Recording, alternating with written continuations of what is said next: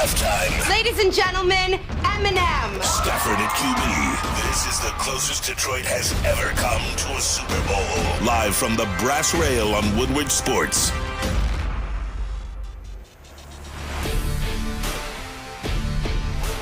Yeah! Welcome to our first ever Super Bowl Stafford Bowl party right here on the Woodward Sports Network. My name is Stick. This is the infamous Adham Beydoun, my partner that was here with me for every single Lions post game at the brass rail, Anson Wells, and it is a party right now. They call this one-lit brunch. If you hear DJs in the background, girls are getting freaky down here. They got big screen TVs, good-ass food. This is where you want to be for a Super Bowl party. I don't think there's a better spot in downtown Detroit. No. I'm so glad, by the way. Let me just get this out of the way since we're going to start the show on the right note, that there isn't anybody in the vicinity wearing a Detroit Rams. No, I saw one guy. One guy? All right, I have a bat in my car. I have a bat in my car. It's okay. We'll take care of it later. I shamed him pretty hard for it, man. I hate those. I think it's stupid, but whatever. Regardless of the point, here we are, Super Bowl 56. I honestly, look, there's a lot of narrative going into the game, obviously. But come on, guys. I think you have to admit, I don't think you've looked more forward to a Super Bowl in recent years. It's an exciting one. It's, everybody's talking about the most liked quarterbacks of all time. There's so much intrigue with the trades and everything. You got a young superstar in the making, an old guy that everybody's been waiting to get here. It's a really exciting game. Is this the most likable Super Bowl? Sure. Because I've been talking to a lot of people, and outside of Michigan, I think everybody's just split. Like, nobody really has any passion for either of these teams. Everybody is happy. Yeah. They're happy because two good quarterbacks, two likable young head coaches. It's kind of in the direction where the NFL is going. Yep. And there's no narrative, Brady, Rodgers, COVID, whatever. Like, no, this is football. It's just about football. Yes, in Michigan, it's a big deal because of Stafford. But everywhere else, as a neutral fan, that's a damn good Super Bowl to watch. I feel like every Super Bowl I've ever watched, there's a team that everyone's rooting to lose, whether it's the Patriots. That's not the case here. You got two teams that, like you said, they're very, very likable for many reasons. Yeah, well, it's going to be an interesting matchup today. I mean, obviously, the game kicks off at 6:30, so we got 2 hours before game time. And that's why we're down here at the brass rail, just kind of checking out the scenery. The hot corner, baby. The hot corner. We have Woodward Bets in the building. Our gambling show is here. Maddie from the morning show is here. Yep. Braylon's stopping by. D-Mac says he's stopping by. Like, it's going to be a Woodward Sports party down here. So if you feel like braving the blizzard and getting down here. Couldn't be a more Michigan thing than on the Super Bowl. Right. There would be a goddamn blizzard outside. Right. Thank you, Michigan. We love you. I had someone texting me like, is Detroit out there tailgating right now for Matthew Stafford? 100%. And if it was a nice day, I guarantee there would be some people outside of Ford Field right now. Look, if I may speak for a lot of the Stafford supporters, all right? I think the ones that are saying this is for Detroit, this is for the Lions, that's a bunch of crap. It's embarrassing. Having said that, look, the guy played here 12 years. There's so much interest in this game. The narrative all along was it was always the Detroit franchise that held him back. And you noticed it really day one against Chicago. In his first 3 games of the season, he had 2 games where he threw over 320 yards, 2 touchdowns, 0 interceptions. He had only done that 5 times in 12 years in Detroit. And for me, I think the biggest takeaway always, regardless of the result, it was always Detroit that held him back. Never had the coach, never had the GM, never had the roster. And for any of you that want to bring up 2014 for me, go look up that 2014 roster, that defense, and go tell me how they played against winning football teams on defense. They were ranked 21st and 22nd in the league. But giving him the complete scapegoat from everything that never happened, just but the majority of it was the Lions and Stafford to his mistakes. Right. The 2014 playoff game, he had an opportunity. He had the ball. Yes. I'm not going to absolve him from everything. That's never been my point. But to look back on his 12 seasons and say he was part of the problem, when in reality it was this pathetic, putrid franchise that wasted my life, my hours, my money, my dad's hours and money. I mean, it's pathetic. Things are very, very clear now who was at fault over the last 12 years. Why been a long day for you, pal. Why are things clear on that? Like, honestly, because wasn't he a part of the last 12 years? Isn't Joe Burrow doing exactly what we thought Matthew Stafford was supposed to do? Wait a second. We've got a team that's been in the Super Bowl twice in the last 5 years, right? They traded a lot of their future to go and get the guy that they wanted, and they're back in the game. You have to tip your hat to a franchise that's one of the better franchises in football right now, making that decision, and it really exposes what kind of decision-making we had to be able to support this quarterback over 12 years. We just didn't do it. And I don't want to hear the Jared Goff would have taken this team. No, Jared Goff would not have led have led them through the regular season. Jared Goff would not have led them through the postseason against Tampa Bay, against the Niners, down 10 in the fourth quarter. We don't know. It's obvious. It's obvious. It's so obvious. Everybody who watches football is willing to acknowledge that Matthew Stafford not only is a special quarterback, no one's saying he's an all-time great yet, but he's a special quarterback, and you're seeing it flourish in Los Angeles. All right, well, let's take a look at Matthew Stafford and his all-time stat lines from Detroit to now where he is with the LA Rams. And, I mean, we're going back all the way to 2009 when he was first drafted by the Detroit Lions. And, you know, he came out, and this is kind of what rookie QBs look like, obviously. You know, he's got 13 touchdowns, 20 interceptions in his rookie season. If I may, those first 3 seasons, he didn't play the first 2. So essentially, his quote-unquote rookie year, he took one of the worst rosters in the NFL in 2011 to the playoffs. He followed it up 2014 to the playoffs. He dragged them in 2015 to the playoffs. 8 of the 9 wins via fourth quarter comeback. Look, I know it's easy to paint a picture of losing back in Matthew Stafford's time here in Detroit, obviously. But if you just take the 6 seasons where he was fully healthy, his first 6 years, they had a 500 record. They were in the playoffs 3 times.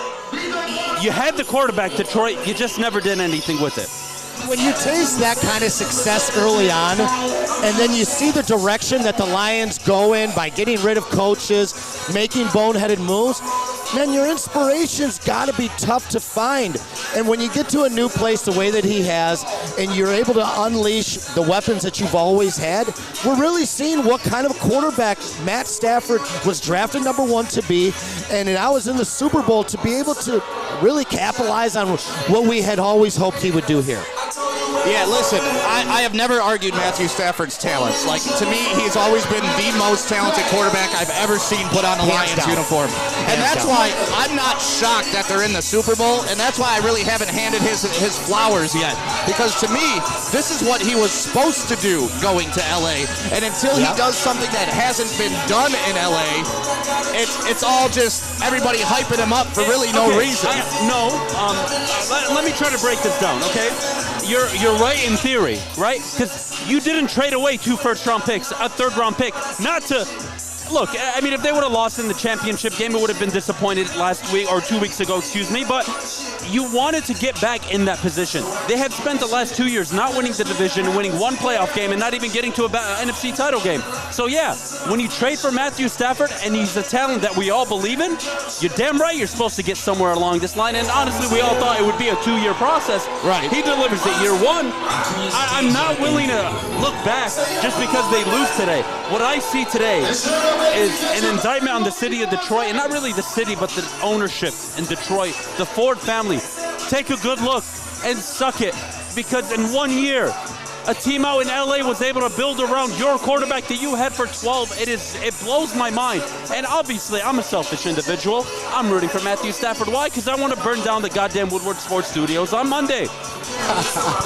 And it's going to happen. Our wonderful sponsors from Citron are here right now. Fantastic. Can't wait to get some of those energy drinks in me. And we got to thank Planet Fitness for being a part of this. Our friends at Gypsy Vodka and, of course, Chili Peppers Tanning. Thank you, guys.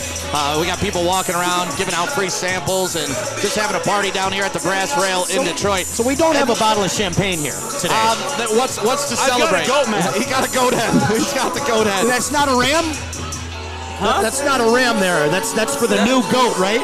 Your boy Matt Stafford. The fact that you guys are even calling him a goat is just like, how much credibility do you need to lose? I got it all to lose today. All right, so I'm putting it all out there. Calvin Johnson said something very interesting today.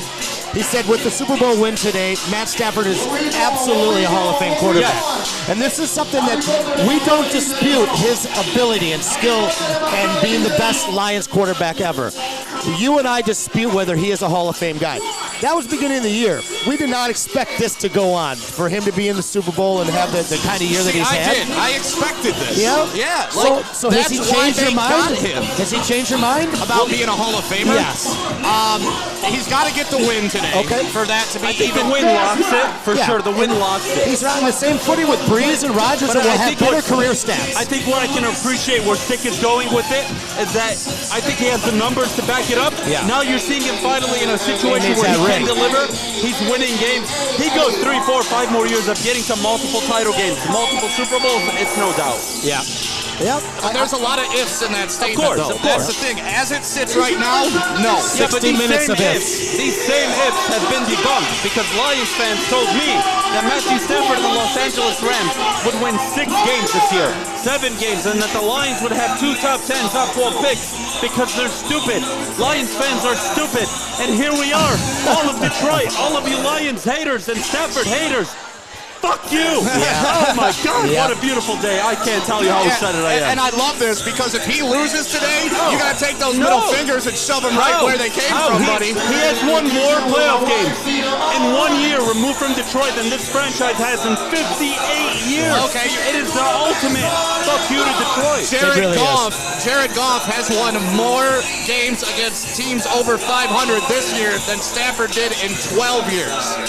Does that make him a better quarterback? No. So That's just because pretty incredible season games, Against the Packers who set their team for the second half and the Arizona Cardinals who were in the middle of plummeting, right? So just because Stafford goes somewhere and does something that's already been done, you're giving him flowers. No, Jared Goff. This is Jared what I Goff don't threw 1 understand. touchdown. No. You can't say that. Jared Goff in the postseason run where they went to the Super Bowl had 1 touchdown, including in the whole playoff run, 1 touchdown pass. Matthew Stafford. I'm not looking at individual stats. It hasn't been done. I thought quarterback wins wasn't a quarterback. I'm not talking about quarterback wins. I'm talking about the quarterback who has 2 fourth-quarter comebacks and game-winning drives in this postseason, more than Jared Goff has his entire career in the postseason. He has 8 touchdowns, 1 interception. Jared Goff 1 touchdown along the way to that Super Bowl run. I don't want to hear it. I don't want to hear Jared Goff. They pushed Jared Goff out of L.A. hard. They gave up a tremendous amount of pieces and capital for the future. Yep. They knew what this kid had, and he's got this symmetry with McVay where it's a complete expose on the Lions franchise. You know, you're showing them for what they really are. And as much as it hurts, and I want the 31 pick and not the 32, Matt Stafford's win today completes this whole cycle. If I may, because we have beautiful people in the chat. Yeah. 17 interceptions isn't excellent. Yeah, and 17. he's led the league. Fair. Tom Brady, double-digit interceptions. Patrick Mahomes, double-digit. Josh Allen, double-digit. It's part of the league you are in today, and don't disregard the 41 touchdowns. Don't disregard the almost 5,000 yards. Don't disregard the game-winning drives, fourth-quarter comebacks. The best quarterback in the fourth quarter, not only in the regular season, but the entire postseason. And the 2 best wide receiver seasons of all time, Calvin Johnson and Cooper Kupp. Unbelievable. I mean, the guy's the gunslinger, whether you like it or not, Stick. Well, we got some Cintron coming in right now. Thank you very much. Awesome. The official energy drink, the official drink of Woodward Sports. And everybody commenting, and we know there's loud music in the background. We're doing our best, but it is an absolute party down here right now. Yeah, you should get your ass down here. Don't worry about the blizzard, the hot corner. How do they say it? The brunch is lit? It's called One Lit Brunch, and there you go. Man, it is lit AF in here. Yep, and if we could pan to the left, you'd see 150 people to the left. There's people up top. There's people all over the place. So if you're looking for a spot to watch the only Stafford Bowl, and that's what we're calling this, right? Like it's officially the Stafford Bowl? Look, I think to be fair, again, when we talk about Matthew Stafford and his time in Detroit and why there's so much energy, there's so much buzz going around the city, it's because this has nothing to do with whether you want to call him this quarterback or that. I don't really care. What it does, though, is it gives validity to all the Detroit Lions supporters who have suffered under this ownership.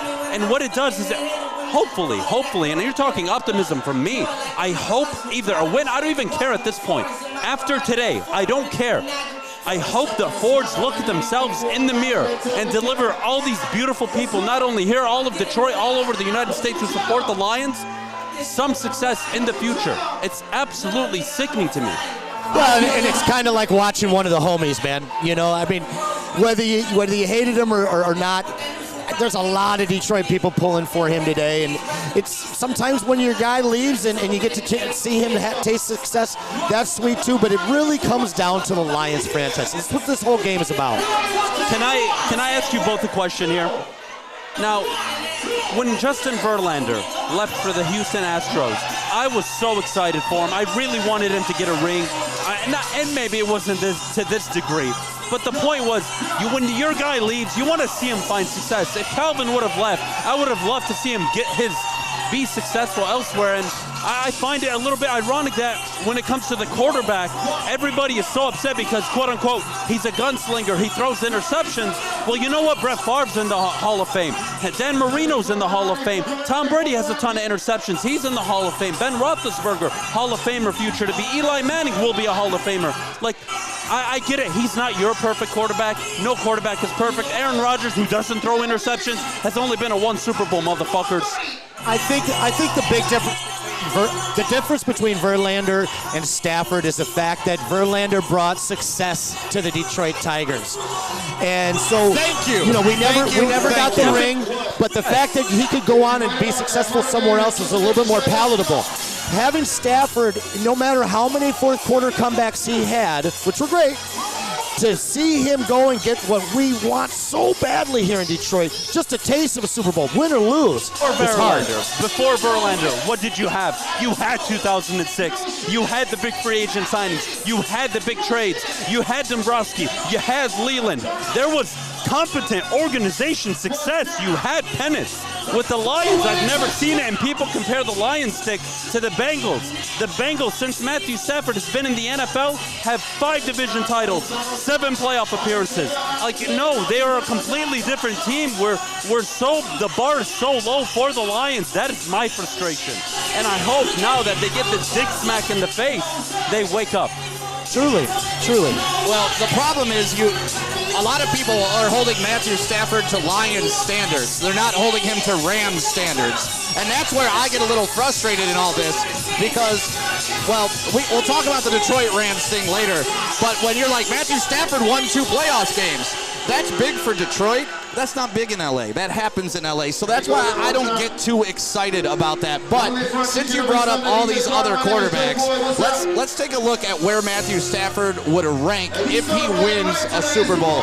Because I went through, this is the top 10 and then or top 15, and then I picked out some other reasonable names that we all care about, not like people that played in 1906. But you got Tom Brady at number 1. Is Stafford better than Tom Brady? Guys, keep going, buddy. Keep going. Joe Montana. No. Look. Peyton, no, let's just run down the list. Peyton Manning. No. Okay. Johnny Unitas. Debatable. Otto Graham, debatable. Stafford still has his career ahead of him. Okay. Drew Brees. That's the important name right there, because you got a guy that if he wins a championship today, he's Stafford, the same quarterback. Exactly. Their numbers are going to be super similar. He'll probably end up with better ones. And when you talk about the Cooper Kupp and the Calvin Johnson years, the guys anointed 2 of the best wide receivers ever, and now he's got the ring. He's better than Dan Marino in my book at that point. The thing I don't like about this list, though, is John Elway for me is a bit too low. Dan Marino a bit too low. Troy Aikman, Terry Bradshaw, but I don't care really about the order right now. What I do want to focus on, Roger Staubach, yeah, Stafford will surpass him. Elway, I don't think so. That's going to take 3-4 more years with another Super Bowl likely. Rodgers, the same thing, even though you could make the case, Stick. And I love the point that you bring up. Stafford wins the Super Bowl today. He's been to as many Super Bowls as Aaron Rodgers. He's won as many Super Bowls as Aaron Rodgers. Now, does he have 4 MVPs? No, he doesn't. But I'm sorry, I don't want a prima donna quarterback that wins me 12-13 games every year and then chokes in the playoffs. So we're literally having a conversation right now, and if Matthew Stafford wins today, both of you would slide him into the top 10 of NFL quarterbacks of all time. No. I mean, my list, if you're asking me for my list, it would be Brady, Montana, Manning, Dan Marino, John Elway. Let's see. I'm going to go Terry Bradshaw, Aaron Rodgers, Drew Brees, Steve Young. I mean, I think he'll be in the, it's tough, Stick, because I don't think if he's in the top 10 if he wins, because he still has records to break. He still has playoff games to win. I can't just look at one playoff run and tell you, you are the golden standard. Now, in 5 years with the Rams, if he goes to 3 Super Bowls, wins 2 of them, I mean, we're having a top 7, top 8 conversation. 5 maybe, top 5 possibly. My thing is his career's not over after this season.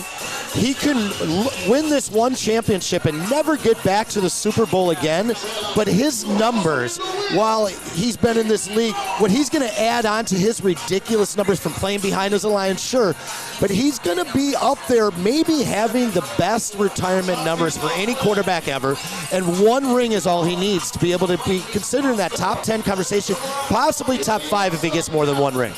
And that's kind of where I have a problem is, like, we're already going to put him above Roethlisberger, who has 2 Super Bowls, Russell Wilson, who's been there, Terry Bradshaw. That's a whole different time, so you can debate all of that. But, it's crazy to me that we're having this conversation, and Adam and I talked about this with specifically Aaron Rodgers, because, for the past 15 years, it's been Aaron Rodgers is the MVP. Aaron Rodgers is the best quarterback in the league. Aaron Rodgers, Aaron Rodgers, Aaron Rodgers. Now, if Stafford goes in and does this, we're moving him above Aaron Rodgers, I think everybody is, right? Look, for me, it's a bit difficult to move him over Aaron just because of the 4 MVPs. It's really difficult to jump him that high, Stick. But look, I mean, when we're talking at least the top 20 quarterbacks of all time, I'm willing to put him today after a win, especially over Sam Baugh. I think you just put his name there because his name is the same as yours. But regardless, look, the point is, Stick, and I think this is the beautiful part of everything we're doing today. The guy in 1 season has delivered to the X degree that we're now starting to talk about legacy instead of, he's a loser in Detroit. It's fair to say that Aaron Rodgers at no point in his career was threatened by the idea that Stafford would have more attention than him, right? Nice to see. Nice. Look, when we talk about attention, look, you want to root for the good guy sometimes. You know what? The narrative going in today, I got 2 quarterbacks, honest to God, 2 quarterbacks on Monday I get to talk about regardless of who wins. Stafford wins, oh my goodness, the celebration, you guys aren't even ready. If Joe Burrow wins, I have the opportunity to talk about the new face of the league. Patrick Mahomes, who? We're going to be having a completely different conversation. Burrow, Mahomes, Allen, Herbert, the AFC for the next 12, 15 years. I am so excited for today's matchup. Obviously, the Stafford thing aside, I couldn't be more happy. Well, I want people in the chat right now because we're asking, if Stafford wins today, where is he going to be ranked? So if you're watching us on YouTube, on Twitter right now, let us know, where do you think Stafford is going to be ranked if he wins a Super Bowl today? And honestly, it's crazy to throw up all those names, and you can have that conversation now. Well, again, Stick, you can't be revered as one of the all-time greats without winning. Winning matters. You have to have success, and that is the whole point. That's why we're here today. We always felt like the Lions never did enough. They never did enough not only for Stafford, but anybody before him. Barry, Calvin, didn't matter. And you're here now talking about somebody's legacy at the quarterback position because he finally has an A head coach, an A GM, an A ownership group, an A roster. They go out mid-season. 2014, you didn't go out and get an Odell Beckham. You didn't go out and take a Von Miller. Like, I'm not going to hold that against him. What I see on the screen right now is a guy who had all the talent in the world, and you had a bunch of idiots trying to get it out of him. You can never achieve greatness with him. And it's a testament to how hard it's been as a Lions fan because we've tasted so little success that we're grabbing this guy's coattails so tightly just to feel a little bit of success. I actually don't feel that way. To be honest with you, I don't even feel none of his success even makes me feel any better about Detroit. It really doesn't. But what I am going to do is I am going to defend the guy I watched for 12 years when I know that the actual problem was never really him. Look, did he make mistakes? Absolutely. There's not a quarterback in the history of the NFL that hasn't made a mistake. Tom Brady dropped an open pass in the Super Bowl that would have won it for him. Like, everybody makes mistakes. Having said that, the fact that I get to watch this guy who for 12 years wore the Honolulu blue, get to a Super Bowl 1 year, win a division, 3 playoff wins, 2 fourth quarter comebacks in the playoffs, it's an indictment on the it's an indictment on the organization, and I hope for all of Detroit, the Lions finally, and they look like they are taking the appropriate steps to be in a position like this, hopefully in a few years. Yes, and they should be indicted, Adam, flat out. And this win today for the Rams would absolutely convict them. If you're asking me, I was on eBay trying to buy a flamethrower for Monday, but then Stick told me it's not worth it, and it's like $20,000, and I don't know if I'm gonna. One of my buddies has one. We'll have him bring it through. Please. Well, let's take a look at players to watch in this game. I mean, obviously, there's a ton of big names. There's some ex-Lions in this game, which is fun. I mean, a lot of people are rooting for Matthew Stafford, but you got Riley Reif playing for the Bengals. You got Ashawn Robinson. I mean, these guys, like Neil Rule says, these guys laid their heart on the line for the Lions, and all you want to do is focus in on the quarterback. You know what? We got to show love to everybody. But let's take a look at some of the people that are important in this game. First up, I want to get you guys thoughts on Cooper Kupp. Cooper Kupp is the first guy that we need. Adam, let's hear from you. What do you think about Cooper Kupp? As a Cooper Kupp fantasy owner this year, I did get him in the 4th round. I have to say, I mean, he has been unguardable this year. And you know what, Stick, you talk about it all the time, and people tweet it, but I don't think they pay attention. Everybody says, why aren't they doubling Cooper Kupp? Why aren't they bracketing coverage Cooper Kupp? They are. He is just that too good. And the problem is, he has such a good rapport with Matthew Stafford that they're running anticipation routes. They know they're giving him bracket coverage, and the route running ability that Cooper Kupp has, I mean, it's unguardable. It really is. You can put 2-3 guys on him. The anticipation throws Matthew Stafford has hit, and you saw it against Seattle towards the end of the regular season. This guy makes throws. This guy runs routes. It's unbelievable. Cooper Kupp could be the X factor today. And the rapport was immediate from week 1. Personally, I'm happy that he didn't surpass Calvin Johnson's number. I think he can do that next year, and I think that he's a better wide receiver for Matt Stafford. As big of a target downfield weapon that we had in Calvin, I don't think he took advantage of him enough. He peppers Cooper Kupp play after play after play, and I mean, the guy's been special to watch this. And that's what's kind of frustrating, though, because you mentioned it. I'm one of those guys that are like, it's 3rd down and 10. You may want to guard number 10, and it seems like every single game he's getting open, and not just like an immaculate throw to get him open. Dude is running free through like the secondary. It just makes no sense to me. And I love your point, but they actually do double him. They actually do run a bracket coverage. The problem is the defenders don't know how to handle him. It's hard to stop a guy like Cooper Kupp when he can run 6-7 different routes on your coverage. There is no answer to him. There is no way to stop him. I don't see how the Bengals are going to match up today against Cooper Kupp. They're in trouble, Stick. They really are. Is he the best route running wide receiver you've ever seen? Yeah, I think you got to give it to him. I mean, this single year, Antonio Brown's had a hell of a year. I mean, we're talking Jerry Rice. My young friend. I mean, there's a guy named Jerry Rice that used to run wild. But you can at least have the conversation. There's a guy named Randy Moss who had pretty good route running ability. Yeah, but Randy Moss did not have the route tree. Randy Moss was just vertical. No. He was not a 5-and-out, 5-and-in slant route. The game has changed. That whole position has evolved. The route trees evolved. Those guys didn't even have some of the trick routes that they run on short patterns that they are running these days.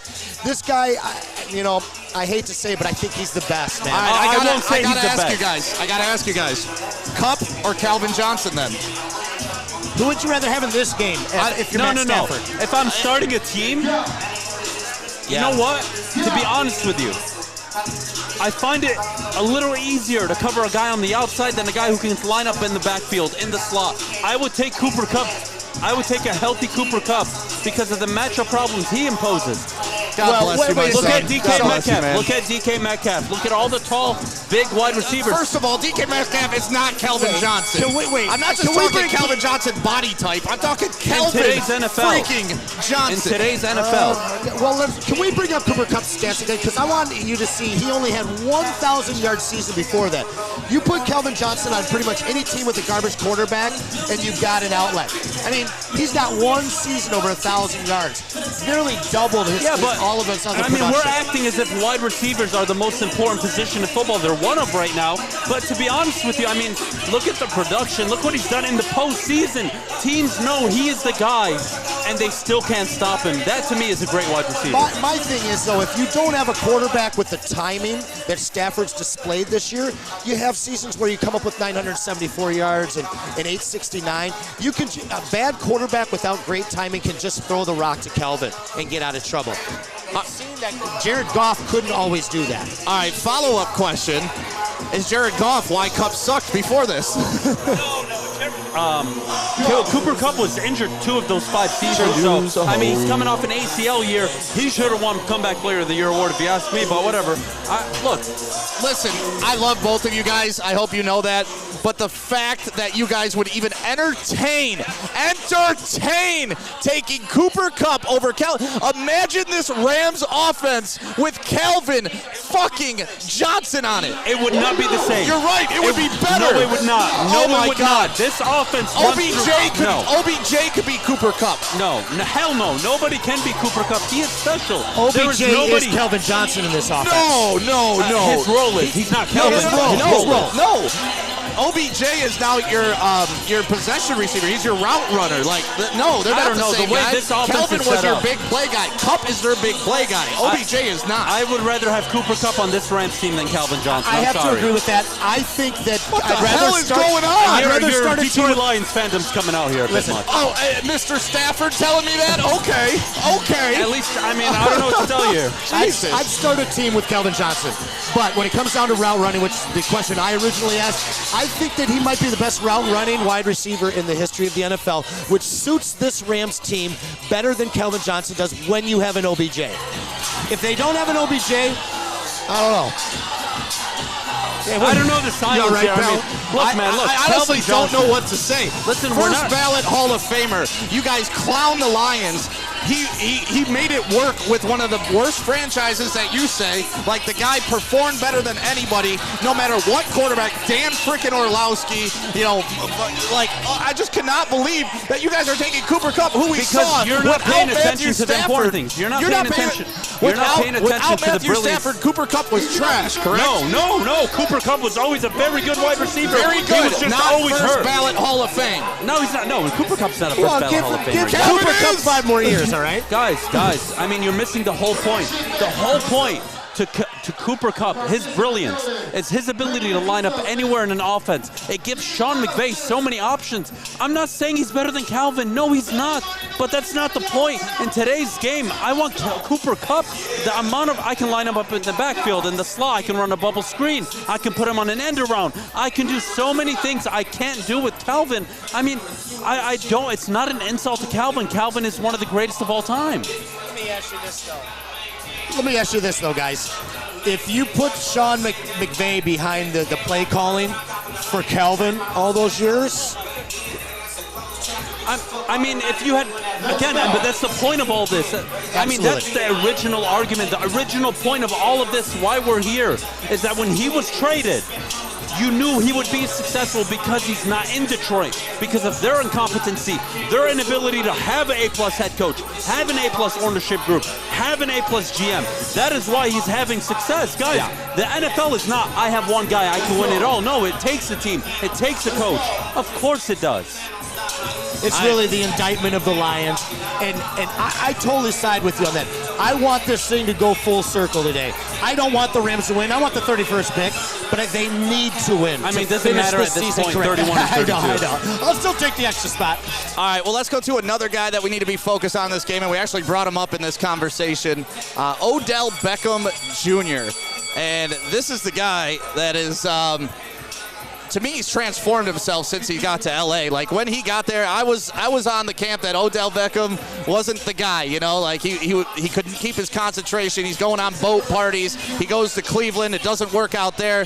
But I didn't think that he would be a team player like he has been in this offense, in taking a backseat to a Cooper Kupp. And sometimes even a Van Jefferson in the game he'll take a backseat to. But he has proven that he is not only beyond being that diva wide receiver, but he's an integral part of this team, and I don't think they're in the Super Bowl without Odell Beckham Jr. Absolutely not. And you know what's sick? You know what's the beauty of Odell Beckham? It shows you when the leadership group at your company, your football team, when those guys are holding themselves accountable, Aaron Donald, Matthew Stafford, Jalen Ramsey. These are the guys that hold everybody accountable at the top. It's easy for an Odell Beckham who, yeah, you can say he's a diva to walk in and fit part of the group. I think Odell Beckham was just looking for somebody, some team, any possible way where he can be treated fairly. And you're seeing it 5 touchdowns. And 27 receptions. I mean, it's a touchdown almost every 5-6 catches. It's unbelievable. I mean, he was a giant and a Brown. There's no leadership there. There's no cohesion. He was kind of lost, and I think you hit every point on the head there with what you broke down for the Rams' leadership. He flourished there, and he has completed this run to the Super Bowl. I don't think that they're there without him either. Well, okay, so that brings me back to the question then. I mean, we're looking at his numbers with the Giants, with the Browns. He was putting up numbers with crap quarterbacks.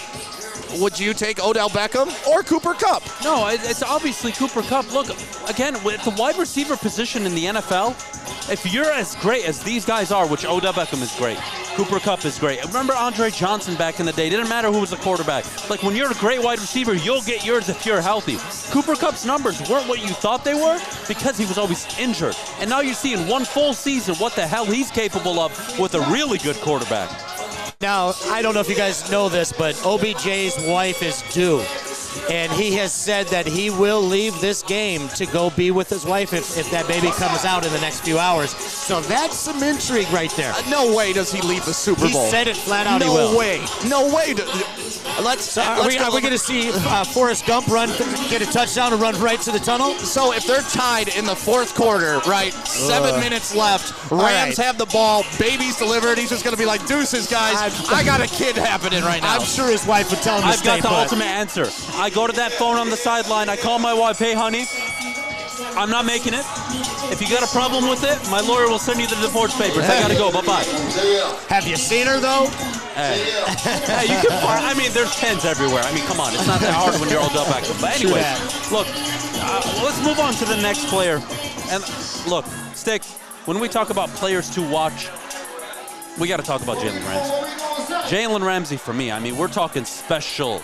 We're talking a guy that likely, I mean, everybody expects Jamar Chase to be lined up, but I think it's T. Higgins. I think T. Higgins is the matchup problem. I think you can take away the sideline from Jamar Chase, make him run intermediate routes, and then you just keep everything in front of you if you're the Rams defense today.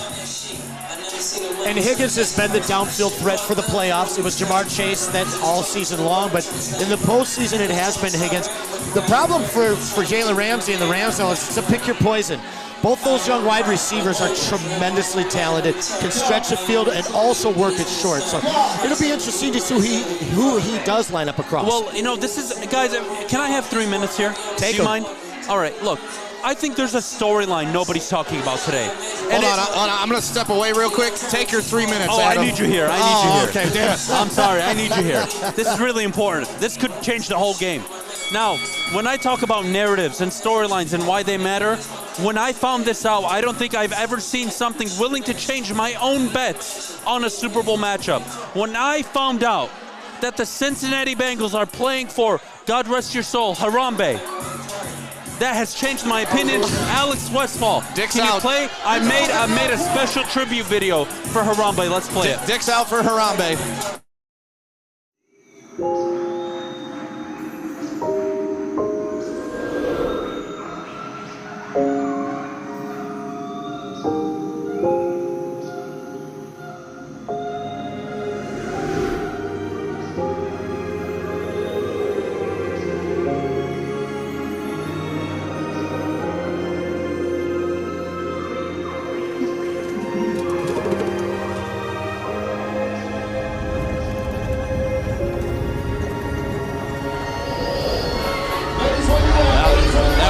Let me tell you. That was beautiful. God bless you, Harambe. Listen, I did this show on Friday, and I said I am willing to adopt his son that he had, and I'm willing to drop it off at the door at the parents who dropped their kid in there, and I'll let him put in work. The Cincinnati Bengals, I've never felt more confident about a football team because of the message they're delivering today. dicks out for Harambe. I have never been more inspired to do good in my life. So if they win on Monday, is it dicks out on the Morning Woodward show? Is that what's going? Is that what you're promising the people right now? Listen, if the Cincinnati Bengals win, I am dressing up in a full gorilla suit. I will show all of you my dick, and it's going to be the most spectacular morning show ever recorded. And that will be the end of Woodward Sports. It was nice knowing you, but thanks for playing. Yeah, I'm going to have to come into the studio for that one. Shout out to everybody in the chat right now being a part of this. Yeah, there's a ton of things going on. People agreeing with us, people disagreeing with us. But either way, we're just so happy that you're a part of the pregame show right here on the Woodward Sports Network.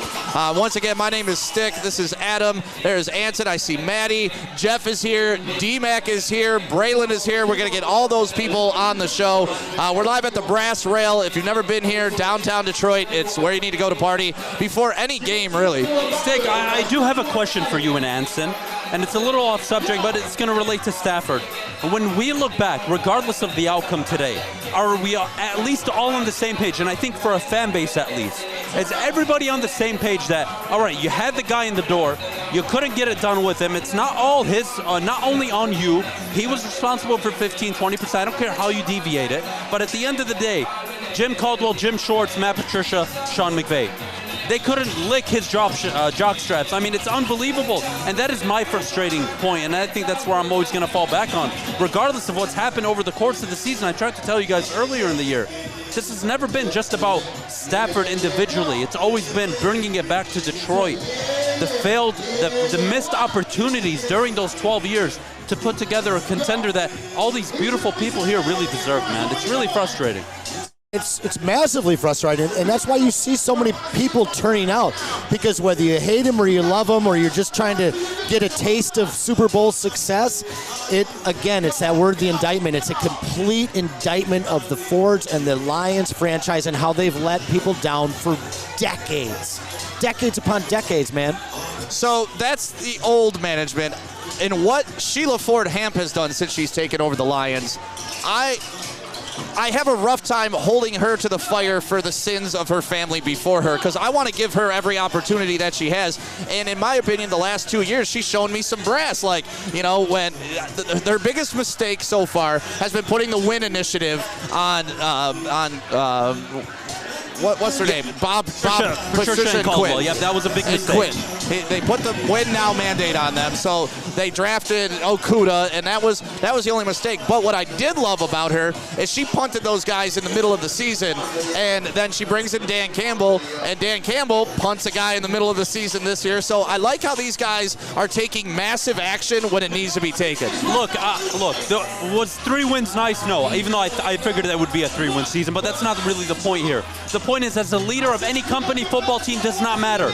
When there is a problem and you let it stick around, that is not good optics. The fact that he took over play calling, and not only took it over, promoted Ben Johnson. I am seeing things I haven't seen as a Detroit Lions supporter in my lifetime. Look, you can say you're not willing to give the brass to Sheila. I still think she had a big part of those Matt Patricia, Bob Quinn years, especially giving those bozos the number 3 overall pick. I don't even want to get into that. But regardless of the point, I will say I've seen glimpses of competency, good decision-making, leadership that I'm willing to at least watch unfold.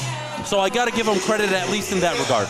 Yeah, and outside of Jim Caldwell, every other coach and situation, GM, was allowed to stay way too long here. There was never in-season adjustments, and in these 2 first seasons, we've seen some big balls on her. And we've seen some moves that the Lions would be afraid to make for 2-3 seasons, much less in the middle of it. So I agree. I like where the Lions are currently, despite our record. I like the future. You know, we moved a guy that made it to the Super Bowl. We got a lot of capital coming back from it, and the feeling is very, very different. Hold on, guys. Before we get going, we got Corey on the line straight from L.A. Corey is out at the Super Bowl right now. Let's check in with Corey. How you doing, Corey? Hey, I'm doing pretty good. You know, it's pretty loud out here. You can hear me? I hope you guys can hear me. It's pretty loud out here, but it's going great. Hold on 1 second. It looks like the LA internet is a little shaky.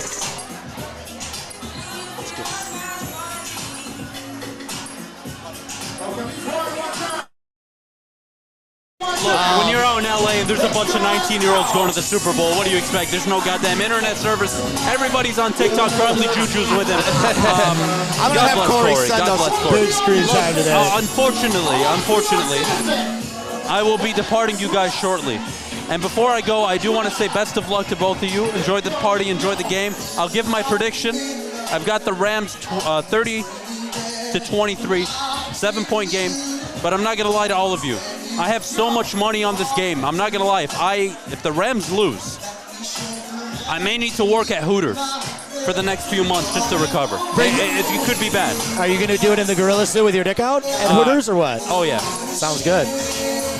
You know, speaking of Hooters, what do you think the over-under is for the number of hot wings eaten on Super Bowl Sunday? I alone will cover over 13.5 by myself. I've been on a diet literally the last 2 weeks. I'm going to throw it all away because I just don't give a shit today. It's the Super Bowl. I want my nachos. I want my mozzarella sticks.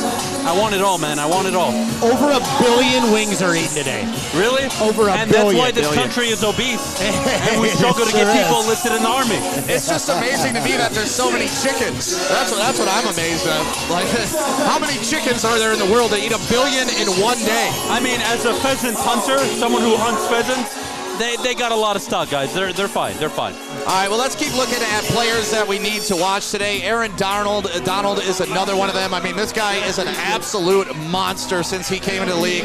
Guy the Lions could have drafted, but we elected to draft a guy named Eric Ebron. And, you know, that is what it is. We could have had this guy and Ndamukong Suh, but unfortunately we do not.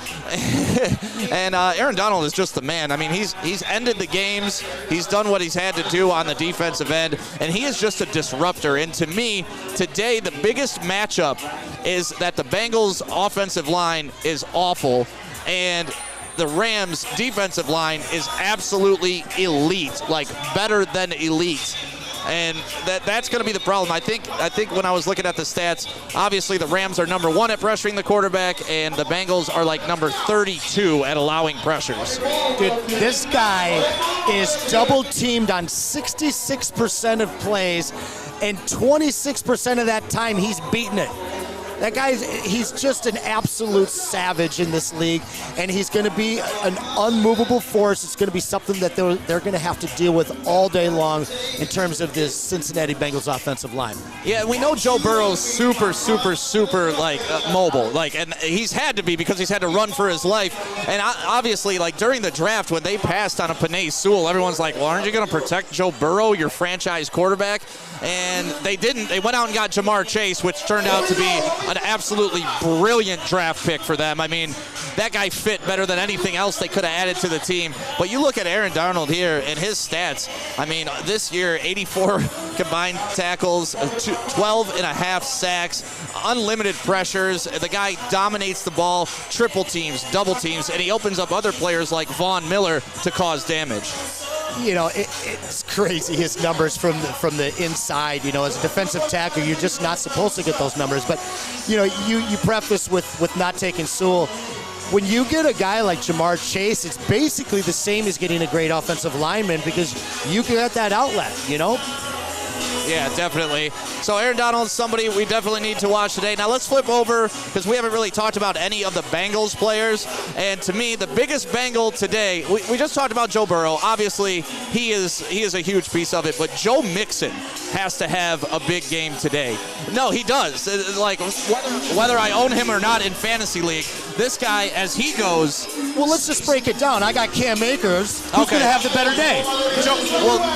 Joe Mixon has to have the better day. Cam Akers, they have weapons galore over there, and obviously, I guess so do the Bengals. But Joe Mixon, to me, if they can't run the ball, they have no chance of protecting Joe Burrow. I honestly believe that whoever has the better running game today is going to win the game. You have great passing attacks on both sides. You've got two fantastic wide receiving weapons for each guy. But you have two dynamic running backs that can do it all. And you got Cam, who's just kind of coming back and getting his feet wet. Hasn't had a tremendous amount of success in the playoffs yet. But if he has his coming out party today, it's a Rams win. If Mixon is able to dominate touches, be able to be strong out of the backfield, and they can take the air out of the ball and be able to control time of possession, it's a Bengals win. So I truly, as great as these two young, not young quarterbacks, but the Stafford Bowl versus the young Burrow, I think it comes down to these running backs, man. Yeah, it's definitely a big matchup in this game, and I think a matchup that not a lot of people are talking about because it's all about the quarterbacks. It's all about the wide receivers. But to your point, I think whoever wins this game on the ground is going to win this game, period. And like I said, if Joe Mixon can't get it going and the way that the Rams pressure the quarterback, there's no way that the Bengals could possibly win if he doesn't have at least like a 70, 80-yard game. I'm not saying 100 yards. I'm just saying controlling the ball, keeping the defense honest so they can't just gear up and send everybody at Joe Burrow on every play. Absolutely. So I got a question. Who do you like as the better running back today? Who has the better day? I like Mixon. I like Mixon because they need him to, and they got to rely on him. Agreed. They don't need to rely on Cam Akers. Agreed. And then you got Sony Michel over there. Like, the other guys can make a play for the Rams. But to me, Mixon's got to be the guy. I won't hold you to it, but so does that mean you're leaning towards the Bengals? You know what? I tweeted out today that I don't really care who wins this game, honestly. I just want the games the last 6 NFL games have been dreams as a football fan, man. Like, all coming down last 4 seconds, either a kick or a last-second touchdown or an overtime. If we get that in the Super Bowl, I'll be a happy boy, but I'll give my prediction at the end of this. I'll hold on to mine as well, my friend. Another guy that needs to have a big... And it's not only the running backs that we're talking about, it's Jamar Chase. I mean, Jamar Chase, like we said, they could have drafted Penei Sewell. They didn't. They got Jamar Chase. And this guy has turned out to be nothing but an absolute stud. Think about what LSU has put into the NFL over the past couple years with Jefferson and now Chase, Odell Beckham Jr., another guy out of LSU. But we talk about Cooper Kupp and Matthew Stafford having a relationship. What these two have is special. Very special. And at 2 levels, both from college and then in Cincinnati. I mean, it just looks like the guy's not even being covered on some plays. Now, sure, the one we just watched there, but the play before, constantly, he's just 10, 15 yards of separation. And the connection these two have is frightening over the next decade. Yeah, I'm jealous of the Bengals right now, honestly. They got 2 cornerstone pieces, and they really have a fun offense to watch. That's one thing I don't think a lot of people have, is spent a lot of time watching the Bengals. Oh, you're looking at his freshman year in the NFL stats.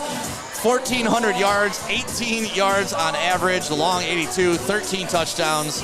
And then he rushes the ball decently. They get him involved in a couple different ways. But it's amazing what Jamar Chase has brought to this team. Stick, those are rookie stats. No, those aren't rookies. Those are Hall of Fame stats. That's incredible, man. If he can keep these 2 guys together for 10 years, we might see a Joe Montana, Jerry Rice type of role, man, a type of run for those 2 guys. So I'm going to bring this back up again. Okay, so you're starting a team today. You take a Cooper Kupp or Jamar Chase?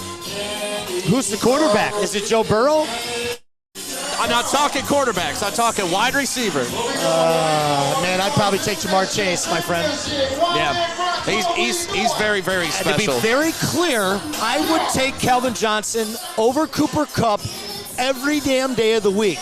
I just feel that with OBJ in a Rams uniform, they absolutely depend on Cooper Kupp being able to run those short, intermediate, and even long, downfield routes. I think that he works for this specific offense maybe better than Calvin might have, and that's the only time I'll ever put Cooper over Calvin. Did you get one of those free Joe Biden crack pipes that they're handing out? Because you and Adam are both smoking crack today. Yeah. The fact that both of you said that you would take Cooper Kupp over Calvin Johnson, the fact that you even had to think about it just blows my mind. And this isn't me being a Lions fanboy, which I am a Lions fan. I'll admit that till the day I die. But what the hell? I'm just worried that Calvin's watching right now and hearing this kind of blasphemy. Let me restate and be very clear. The role that he fills in this Rams offense, Cooper Kupp, is what got them here, and I don't believe that anybody else could fill that role for them better. All I know is Calvin Johnson can run every route the same, even better. And then he can jump higher. He can run faster. He can break tackles. Like, I get it. Cooper Kupp's the flavor of the moment. He had a great year. Everybody's high on him, and that's awesome. Give him what he's due. But let's see him do this over a couple, maybe 5 years, and then like start comparing him to an all-time great. And let's put Calvin Johnson in the Rams blue 1 year with McVay calling the calls, and I think that you could see an even bigger numbers. You know, that 2,000-plus season would happen. Yeah, Calvin Johnson would have had 3,000 yards this year in the Ram system, especially with how the NFL has evolved too and the rules that they're putting in place. Yeah, absolutely. Hey, ladies, watch the sun. Watch the sun as you're going by. People are trying. It's the hot corner down here. It is. Brunch is lit. Brunch is lit as fuck. I'm just going to say it, man. This place is wild. We still got some time before kickoff. If you don't want to sit at home, get your butt down to Detroit, right next to the stadiums at the Brass Rail, baby. Yeah, it stopped snowing out, so it's beautiful. We're going to bring on our gambling expert, Scott, in a little bit to go over some lines and to go over some, you know, just fun prop bets that are going on. But let's take a look at how the Bengals got here, and then we'll take a look at how both teams, their road to the Super Bowl. And with the Bengals, you know, I don't think anybody really expected a ton out of them this season. Did you? No, I mean, I didn't even really see them as a playoff team so much, but, you know, there's a lot of question marks on how good Jamar Chase was going to be, how good their defense would be. But ultimately, Joe Burrow came back from an injury and absolutely put it together, and he put it together at the right time. I mean, now you got it. Everybody's talking about Pat Mahomes, and now who's Pat Mahomes? That is honestly probably one of the biggest falls from grace in a calendar year that I've ever seen for a quarterback. I mean, and I've talked about this several times on Woodward Sports, but like Patrick Mahomes last year, if he beats Tom Brady, he's the GOAT, right? He's got 2 Super Bowls. He's the youngest to ever do that. Like, the league's terrified of him. Everybody thinks that he's the best thing ever, and it didn't happen, and this year didn't even make it back, and now everybody's questioning who he is, and then he's got to deal with his crazy-ass wife and his brother causing distractions. And you've got one of the greatest AFC Championship games ever, and he loses to the young guy. So, I mean, is this the future of the NFL in terms of the young quarterback? Are we seeing it here in Cincinnati? You know, it's crazy. I got a question for you. So, is he the new favorite son of Ohio? I know he wasn't born there. Who? Joe Burrow. I know he wasn't born there. He grew up in Ohio right next door. But going to OSU and now being cemented as a Bengal, is he the favorite son over LeBron James? Listen, I'd like him over LeBron James, but that's just me. I'm a LeBron hater, except for outside the lines. I like what LeBron does in the community. On the floor, I think LeBron's a crybaby little baby. But no, Joe Burrow, the fact that he bashes Ohio State as frequently as he does, like, he still hates Ohio State. Yeah. I think he's endured himself to some fans, but I think he's pissed off others by the way he talks. But, you know, they have such similar stories, you know, with how they've burned their home area. Not so much, again, where he was born, but this is now his home. And if he gets this win today, I mean, this is a scratch that the Bengals have never been able to itch, man. Three Super Bowl trips now, and if they come away with a ring, man, he's going to be loved and embraced in the worst state of the country. Well, okay, well, let's check out how the Rams got to the Super Bowl. I mean, the Rams started out hot, and then mid-season, Stafford kind of went Matthew Stafford, which he's been known to do. A lot of pick sixes, and they lost a couple games there in the middle of their season. But then they started to pick it up, and I mean, man, it was just win down the stretch to get there. I don't know, man. Interesting how the Rams got here. I thought mid-season that the Rams were going to dip down to like 8-4, 8-5, and I was really happy about our draft pick at that point. But now we're looking at 31 at best. Let's talk about how the Rams got here.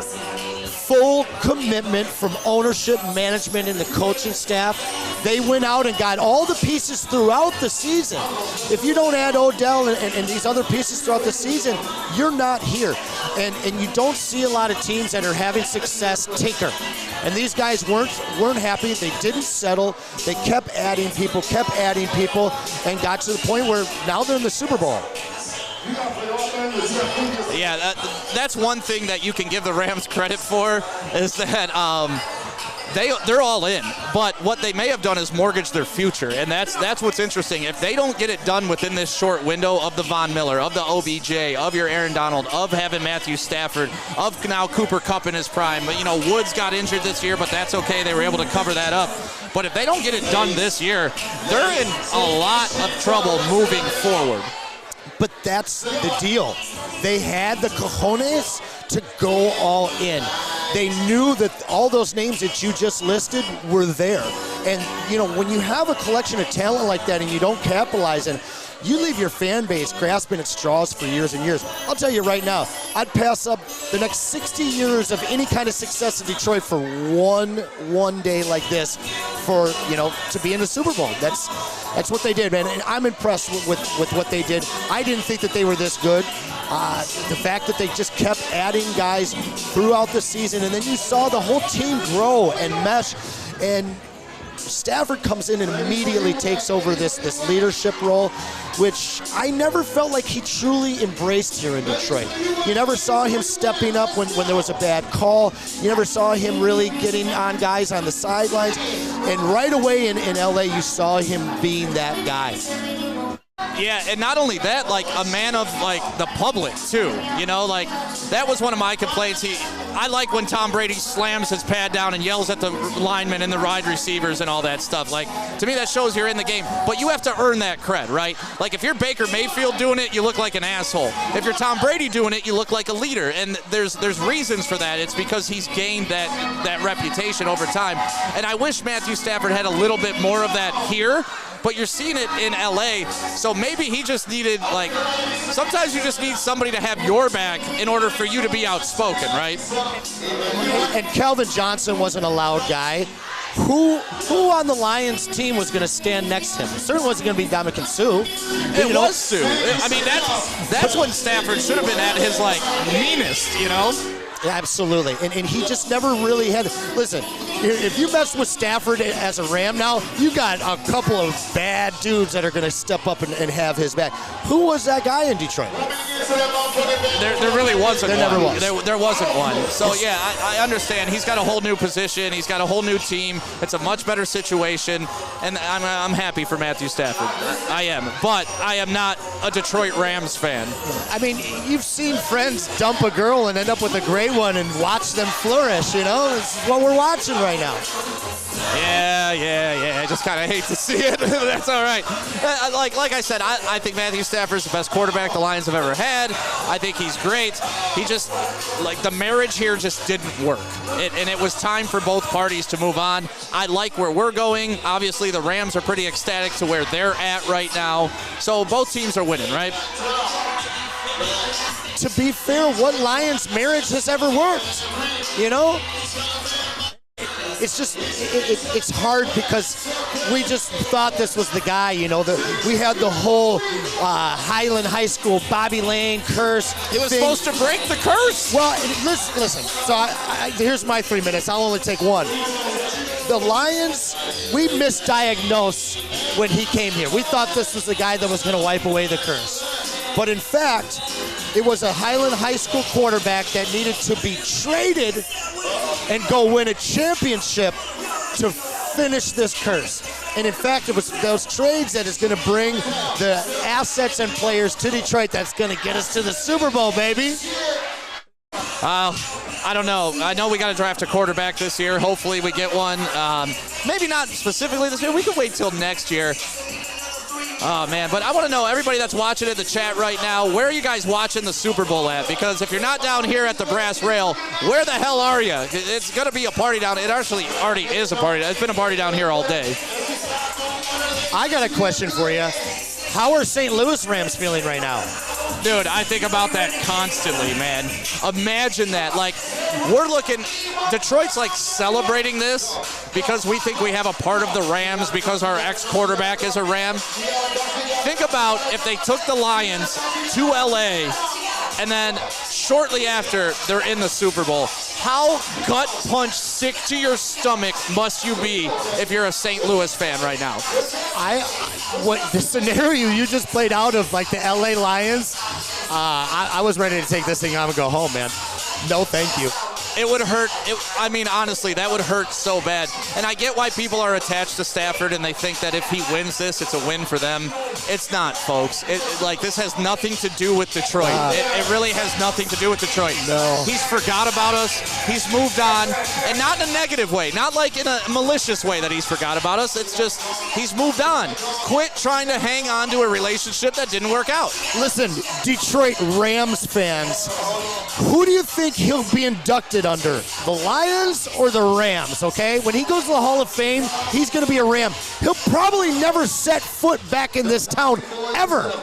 No, he'll definitely come back. Like, he does a lot of charity. He already talked about how he's coming back because they're building a new football field and stuff like that. I don't want to say that. Stafford and Kelly, they'll be back here. But I swear, people with that Detroit Rams stuff on, like, you're going to look like a damn fool when he gets inducted into the Hall of Fame as a Ram. And you're going to be sitting there like, yeah, we're the Detroit, yeah, it's the Detroit Rams. We're in the Hall of Fame. It's like, no, you're not, man. Just get over it. I'm not going to lie. That's just been pissing me off for 2 weeks. And I came in here, I'm like, I better not see one of those damn shirts today. There's one over there. Yeah, and he's my friend. I know the guy. Get him out of here, Anson. Out of here. Get him out of here. Oh, man. Well, the brass rail is absolutely popping off right now. I can't wait to get some of this good food after this, too. Let's take a look at this, though, because I made this comment earlier that Joe Burrow is doing what everybody thought Stafford was going to do when he got to Detroit. Let's take a look at these two compared to each other. And we talked about it earlier. This is the most likable Super Bowl matchup of all time, right? I mean, I think it is. It's the most easy to not hate. There's neither side is you're like, I can't stand that team. Because the Bengals haven't been here in forever. Burrow's a great story. And everybody's rooting for the Stafford because whether you're a Lions fan or not, everybody's very aware of the Lions' woes and their losing ways. And to see a guy flourish like this, plus he's in L.A., man. Like, both of these teams are very, very likable from the top to bottom. You got great running backs. You got great wide receivers. You got exciting guys on the defensive side. I'm not really upset by either team. I don't think I'd be mad with seeing either one of them win. Yeah, it is a likable matchup. I mean, Joe Burrow's smoking that cigar and just being the kind of guy that he is. He's fun to watch, and here he is getting fiery. But, yeah, looking at their stats, I mean, they're very comparable stat-wise with what they've done this season. Joe Burrow is just a fun quarterback to watch, and we saw it when he was at LSU. Just his elusiveness is something that can't be matched. To me, that's what separates them the most. And here's a question that I posed on Twitter, Anson, and maybe you could give me the answer to this. If Joe Burrow was on the Rams, do you think they would be in the Super Bowl right now? I'll tell you what, I don't think he'd be in the Super Bowl without Jamar Chase. I think that connection was proved in the NCAA, and now it's proved at the NFL level. They've got something really special. I would do everything in my power if I was in the front office of Cincinnati to keep those two together for the entirety of their career. Okay, so you didn't answer the question. I didn't. I don't. I don't think he'd be in the Super Bowl if he was with the Rams. Really? I don't. See, I think if you put Burrow on the Rams, they're still in the Super Bowl. You put Stafford on the Bengals, I don't know. I definitely don't see the Bengals in the Super Bowl with Stafford, but I think Burrow's a better quarterback, if that's what you're asking. It's not really what I'm asking. I think it just has a lot to do with the way the teams are made up, because like we talked about, the Bengals don't have the offensive line to protect anybody. Stafford has zero mobility, as we know. That would have been a major problem for them throughout the entire year, so I don't think they would have gotten to where they got to. That's my reasoning behind it. Those are great points. Honestly, when you break it down like that, Burrow is just the exciting guy that I think over the next 10 years is going to be probably a better quarterback than Stafford. But Stafford's experience being put into that kind of a veteran team is really what played out this year, I think. A young guy like Burrow might not have fit well, at least to get to a Super Bowl this season. Might have taken him a little bit longer. Look at the rundown. I mean, everything's kind of, it is what it is. But once we get down to time sacked, look at that stat. 30 for Matthew Stafford, which is about 2 times a game. you're talking 3-4 times a game for the Bengals, and that is going to be an issue. Well, Stafford's got a good 800 times sacked in his 12 years in Detroit, so I mean, he knows what it's like. He has paid the price for it, but yeah, he's definitely looking at that. So we are live at the Brass Rail. It's our Super Bowl, Stafford Bowl pregame party, and we got our man Scott here from Woodward Bets. How you doing, Scott? I'm good, man. This is crazy in here. It's a wild event. Let's have a good time in here. It's funny. Yeah, it's a little bit different. Everybody's having fun. People have been getting drunk since early in the morning. It's been a brunch that's bled over into this, and yeah, it's going to be a party this entire day.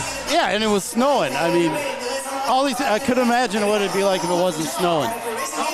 Absolutely insane. It wasn't just snowing. It was a straight blizzard out earlier, man. Right, when I was coming here, I saw it was like sunny, and I saw this it looked like I was driving in a snow globe.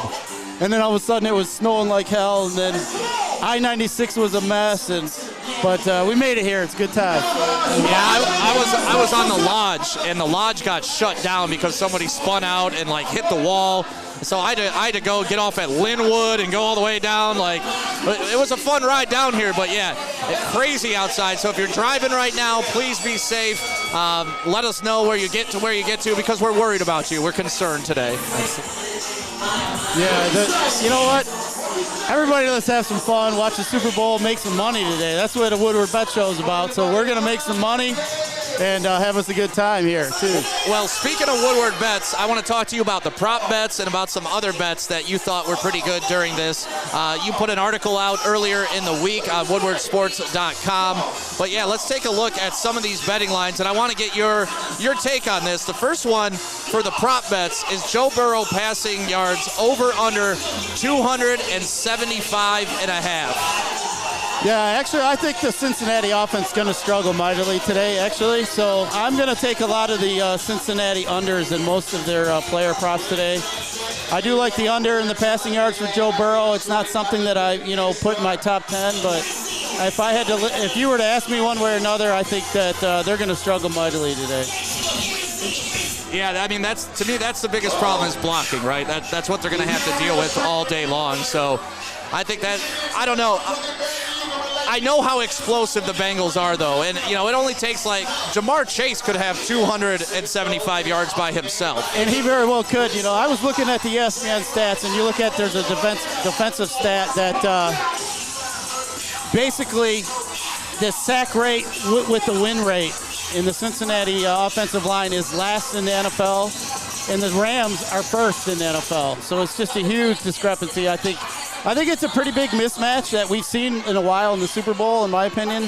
I think the Rams are going to smash them today. Well, we saw last year what happens when you pressure the quarterback because that's how Tampa Bay was able to dominate Kansas City, and we may get a replay of that today. I mean, they gave up 9 sacks to Tennessee. They ended up winning the game. I just don't think the Tennessee offense was that good. I mean, the Rams offense is obviously good. Cooper Kupp's had an amazing season. I think they're going to have a hard time today trying to just to limit the Rams. If the Rams get up on them and then they're going to have to throw to keep up in the game, Von Miller, Donald, these guys are going to be able to pin back their ears, and they're going to be able to put Jalen Ramsey one-on-one on Chase. Chase has got a tough matchup today. Jalen Ramsey, a proven corner, obviously in the NFL. So he shut a lot of guys down. I'm predicting that Jalen Ramsey shuts down Chase today. I think T. Higgins is the only guy that I would look at today that I like the overs on. I think he's going to be a guy. Uzama, I think, has a decent chance today to maybe score a touchdown or maybe get some yards. But I always say, try to tell a story, what you want to do with your game and how you think the game's going to go. Try to just get a score and figure out. I think Cooper Kupp today is going to score 2 touchdowns, but I think Stafford's going to throw an interception, a pick 6. And I hope he does it the first off the bat because then it's going to force Stafford to throw a little bit. He's going to throw to Kupp, and I think that Cincinnati offense will struggle. And then going into the 3rd and 4th quarter, they'll pull away. But I actually hope that Stafford throws a pick 6 to start the game because I play DFS. Now it's going to make him throw. And I don't want them to get ahead because then the game script goes to where it's going to be Sony Michel and Akers, and that's not really what I want. So, all right, well, let's switch over to the other side of the ball. Ironically, they have Matthew Stafford at the same over-under as Joe Burrow.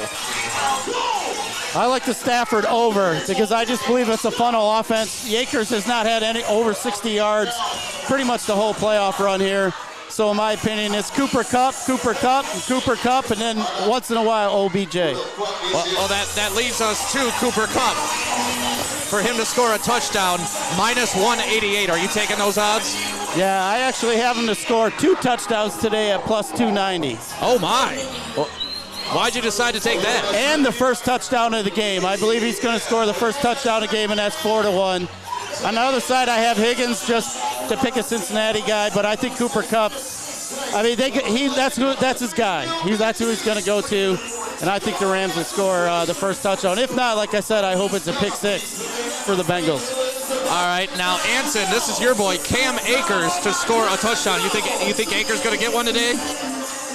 I think it makes a lot of sense for him to get there. I do think that the Rams will be up. I think that they'll start pushing the running game. I don't think we'll see it until later in the game, but you know he's my guy, so I got to say yes. I do not think he's going to score today. I think it'll be an offensive. They're just going to throw the ball. I think I would rather have Sony Michel to score a touchdown today than Cam Akers, actually. Why is that? I just think they like to just. He likes to go with the hot guy. Michel had 10 carries last week. He didn't fare too well, but I just think if Michel gets him running and starts running well, they'll give them the ball, and I just think you'll get better odds. I'm always looking for the odds, and I like to look for a path that I think could happen, and I can see Sony Michel getting a short yard touchdown. And then they got Jamar Chase to score a touchdown, plus 110. I think that's a pretty safe bet, right? I do not like that. You don't? I think Jalen Ramsey knocks him up, and I think he's going to have a hard time today. Interesting. That is interesting. So you think T. Higgins is a guy then? No Tyler Boyd even? I like T. Higgins to score a touchdown today. Maybe Uzama would be my 2 guys. But I just think they're going to focus. Their game plan is to shut down Jamar Chase. As you mentioned, they probably wouldn't be here without Jamar Chase. That's got to be the focus at this point. They have one of the premier corners in the NFL and one of the best pass rush against a weak offensive line. I just think it's too much for Chase to overcome. They may throw him some short screens if he breaks some tackles. Then I think that's the only way he really gets to where he needs to be. Well, there's another guy we talked about earlier, Joe Mixon. I think if the Bengals have any chance of winning this game, Joe Mixon has to get going, because that's kind of how you got to protect Joe Burrow, right? Yeah, Joe Mixon is the key if Cincinnati wins today. I think that he's going to be the guy that's going to carry the load. I could see him getting 20 plus carries, maybe a few screen passes to offset that rush. But I think Perine's another guy today that they could rely on, especially if they get down, they're going to want to dump some balls off. And I could see Perine possibly. I like some of his over-receiving. He's like 1.5 catches. His receiving yards aren't that high. I think Perine is a decent bet to get over his props today, too. I don't like a Bengals last-minute win. The only way that the Bengals are really in this game is if they can control time of possession, and it's going to come down to the run game to do that. A lot of short passing. So I do like your picks under on Jamar Chase. If Jalen Ramsey does shadow him, for sure, but Mixon, it's got to be a big game for him for the Bengals to have a chance to win. I agree. Absolutely. And I play a lot of the DFS lineups on DraftKings. I have 100 and some lineups, and 70% of my teams are based off the Rams winning the game, and I just try to make different scenarios in my head what I think will happen. I do have 30% of my teams that the Bengals will win and focused on the Bengals, but I really think today is going to be all about the Rams and Matt Stafford. One of my first bet shows, I told everybody, we know how this movie ends.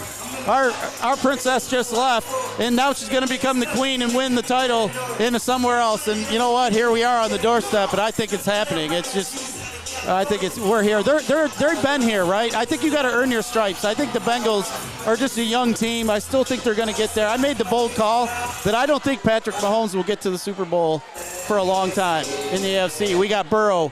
We got Allen. We got Lamar Jackson. And now his salary cap's going to start squeezing them over there, having to pay Kelsey, and now they got to pay Hill next year. and he makes $45 million. And we know as Lions fans what happens when your quarterback makes a bunch of money. It kind of handicaps you elsewhere. And I think that's something that a lot of people miss about Matthew Stafford here in Detroit. And at one point, he was the highest paid player in the NFL, and that handicaps your team. So as much as you want to say that the Lions handicapped him, they paid him, and it handicapped us on the back end as well. Let's move on to Odell Beckham Jr. Do you think he's going to score a touchdown? I know you said Cooper Kupp. Does that leave room for OBJ? I do like OBJ to score a touchdown. It's either going to be OBJ or it's going to be that Skowronek guy who once in a while seems to drop the bomb pass that you see. I just think OBJ, though, I think he's gained a trust in him. OBJ, hey, we heard that he couldn't catch balls in Cleveland and Mayfield, and they were, that big ordeal. I take OBJ on the Lions any day of the week. I think he's a premier receiver, and I think he could score today. Yeah, if you can keep his head straight and keep him motivated by teammates, he's one of the best receivers in the NFL. And now they've got two of them. And now let's look at the over-under for the game for the Bengals, 22.5 points. You think the Bengals are going to reach that, Scott? I do not. I think the Bengals are going to struggle today. I think they're going to have a hard time offensively, and I would take the under in that. I like the under in the game overall as well. That's my favorite bet of the whole day is the under in the game. But, definitely under in the Bengals team total. And let's move to the Rams. Rams, 26.5. What you thinking? I'm slightly over that. I have this game at 31-17 Rams. So, I'd be over on that. You think it's going to be like a blowout like that? I actually do, yes. I think the Rams are going to control the game. I think they're going to win. As I said, I actually hope that they give up a pick six to start the game, but I think the Rams are just too good defensively. And they're at home. I mean, we haven't talked about this yet. Second year in a row. It's interesting that the Super Bowl or the home team is playing at the Super Bowl. But I think that's a really big deal. And the fact that they're going to have the crowd behind them, I do think that they're a better team on both sides of the ball. I gotta agree with everything you've pretty much said here, my friend. Yeah. We sat here and watched all the games when you grind it out all year. It feels like you just kind of have a good gauge. Now, I think some of these games are also dictated on maybe 3 or 4 plays that are plays you don't normally see, a pick, deflection, interception, maybe a punt return, kick return. That can change all the games, obviously. But I think straight up on the board without any of that involved, I think the Rams are a way better team. I hope it's a fun game, man, because that's what I was saying. That's all I really care about. The last 6 NFL games have been like all-time great games. Like you could compare them all. So if we get something like that during the Super Bowl, which you normally don't get great Super Bowl games, it's always the AFC and NFC championships that are better because the teams are more familiar with each other. There's a little bit of a rivalry there. Like these two teams aren't rivals at any stretch of the word. Yeah, they've played only 14 times before. It's 8-6 for the Rams. But again, I gotta agree with you. The Rams are a better team completely. Oh, absolutely. I think the Rams have all their chips are on the table. They went all in. When they traded for Stafford, they went all in. They're here. They got Von Miller. They got Ramsey. I mean, they got pieces all over in the ball. And getting Akers back with Michelle, they'll be able to go dual with that. I think that's a weapon too. But, those two receivers, Kupp, Cincinnati had one of the worst percentages against slot receivers, and now they're going to face the best slot receiver. So there's really 2 huge mismatches in this game, that being one or the other. You said it earlier. They might have the stripes on their helmet, but the Bengals still need to earn their stripes. Yeah, absolutely. We see it in every sport. You got to get there. You got to get on the doorstep before you're able to walk through the door. I think the Bengals are at that point. They're really good. You know what? They're going to be able to add pieces to that team next year. I'm going to imagine they're going to build that offensive line around their superstar quarterback. But I'll be honest, at the beginning, I really thought Burrow might be a guy that had a chance to struggle in the NFL, because you look at where he came from. He had Chase and Jamar Jefferson. And he had Clyde Edwards-Helaire, his tight end. I don't remember, but if you go back and look, all his offensive linemen. It was Randy Moss's son. Yeah, you're right. All his offensive linemen were drafted in the first 2 rounds. I thought, this guy comes out 1 year and has Chase and Jefferson running around like, who couldn't hit these guys, right? I thought he owes these two a lot of money, but you know what? they were 4 and whatever. They were 150 to 1 odds to win the Super Bowl before the season started. That will tie the longest odds before a season started from the 0-0 Rams that were also 150 to 1 to win the Super Bowl. So this is a second in a lifetime thing that's actually happening right now, and I don't think they're going to get it done. Question for you, Scott. Any other interesting prop bets that you like? Any other lines that you saw that we didn't really talk about that people should be looking at? Yeah, so we always know in the Super Bowl, right, there's always that goofy play, that Philly special, or, there's always an offensive lineman catching a touchdown or something, right? So on FanDuel, I bet 14 to 1 that a non-quarterback would throw a touchdown pass, and then I also bet at 20 to 1 that an offensive lineman would catch a touchdown, because you usually see one of those, right? So if one of those two hits, that'll be a good thing. I think it has a good chance to happen today. Yeah, that'll jump your win total up quite a bit with that 20 to 1. Another interesting stat that I saw is the team that wears the white jersey, you put this in your article, didn't they win the last 10 of 13 Super Bowls or something like that, some crazy number? Yeah, it's pretty close to that. The AFC's actually won the last few and covered the spread in the last few, but I just think here with this Rams, to me, the defense always seems to prevail in the Super Bowl, and I think that's what we got here today. And the Bengals got to choose what jerseys they wanted, and they went against the numbers, Yeah, it's weird that the Bengals are technically the home team. I mean, what are we doing here? Right. They do look better. Those black jerseys, though, are pretty sweet. Yeah, I like the Bengals when they wear the all-white jerseys, like the white Bengals. Have you seen them? They do the white helmets with the stripes on it and stuff. I like that look. All right, Scott, well, thank you for stopping by. Yeah, appreciate you guys having me on. Good job, guys. Fun times. I know you brought some people with you. You're having a party down here. Yeah, you're popping some bottles. Had a few friends already have some Coronas, Modelo's, having a good time. Had some jar stuff in my pocket that having a good time with, too. So I might have to try some of these Cintrons here.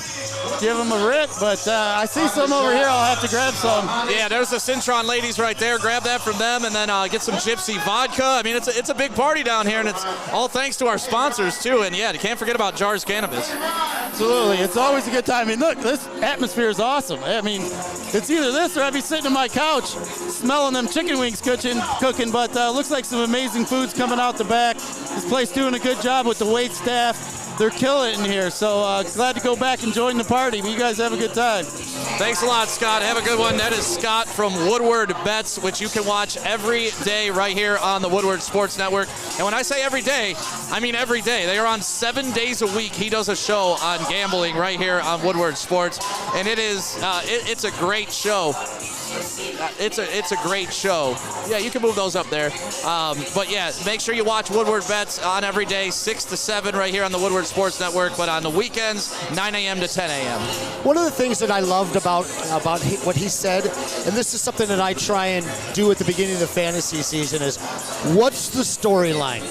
What do you see unfolding and happening here? And the way he broke down the way he saw the game, I really love his breakdowns and his attention to the small sides of the game. I think he made a lot of really great points today. Yeah, Scott's a smart. I mean, these guys aren't in business because they lose money betting on things. That's the one thing. And not only does he look at the bets and stuff like that, he goes a little bit deeper, like you were saying, like a Philly special and stuff like that. He's gonna find those weird random trends and bet those. So whenever those guys are talking, Beerman, Prince, and all them, whenever they're talking, I'm listening because they've won national championships, and that's why they're on the network. And that's why you guys should definitely watch their show, because I'm not an experienced gambler, right? I bet with my heart more often than my brain. But when I listen to those guys, it's like, oh, you're right. That makes a lot of sense. Maybe I should throw down $10. Yeah, no, he hit it on the head quite a few times. I like his breakdown of the game. I might go bet some money, and I don't normally gamble either, man. Well, we are about a half hour away from kickoff, man. We've talked a lot about the game. One thing I wanted to touch on, which seems to be almost bigger than the game to a lot of people, is the halftime show. There's also prop bets on the halftime show, like what song that Eminem's going to perform. Is it going to be Lose Yourself? Is it going to be My Name Is? Is it going to be Rap God? I don't care. I'm just really looking forward to this. Imagine seeing Snoop Dogg, Dr. Dre in Inglewood, California. It's like watching Eminem in Detroit, you know? I learned today that they don't pay the halftime show. Whoever performs does not get paid. Why would you? Pretty awesome. Pretty awesome. They did work out, though, that, like, the dancers and stuff, because that was a big, like, SAG thing out in L.A. Dancers who didn't want to dance for the halftime show, so now they're all paid. But, yeah, it's going to be a great halftime show. I was talking to DJ Godfather here at the Brass Rail, because him and Chrome are going to be mixing after, and I was like, well, what do you guys plan on doing during the halftime? Because normally that's when you throw on the mix, and that's when you get hype. But for this halftime show, they're like, no, we're just going to turn up the halftime show. In Detroit, you got to let him do his thing, man. Absolutely. Hey, Alex, did Corey ever send his video? He ever send a video to you? We're still waiting on Corey to check in from L.A. Corey went out to L.A. If you want to check out his socials, he's having a good time out there, man. It's a beautiful stadium. He got his press pass. And how do you turn down that opportunity? I don't know of many people that deserve it more than that, man. I'm so happy for him to be there. And, man, you got to be loved not being in this blizzard, buddy. I guarantee that, man. It's awful here. Yeah, I didn't even think about that. Corey's in L.A. right now while we're stuck here in this blizzard. Yep. Get in from the cold. Get to the Brass Rail. It's hot in here. Are people calling you Freddie Prinze Jr. again? I hope so. It's been about 15 years since I got that one. Dude, I posted up a video on my TikTok of us reacting to every single Lions game, and like 3 people are like, is that Freddie Prinze Jr. on there? I was like, no, it's Anson. So Anson, let's get your opinion of this game, man. Where do you think it's going? Is it going to be a blowout? What are you thinking going into this game?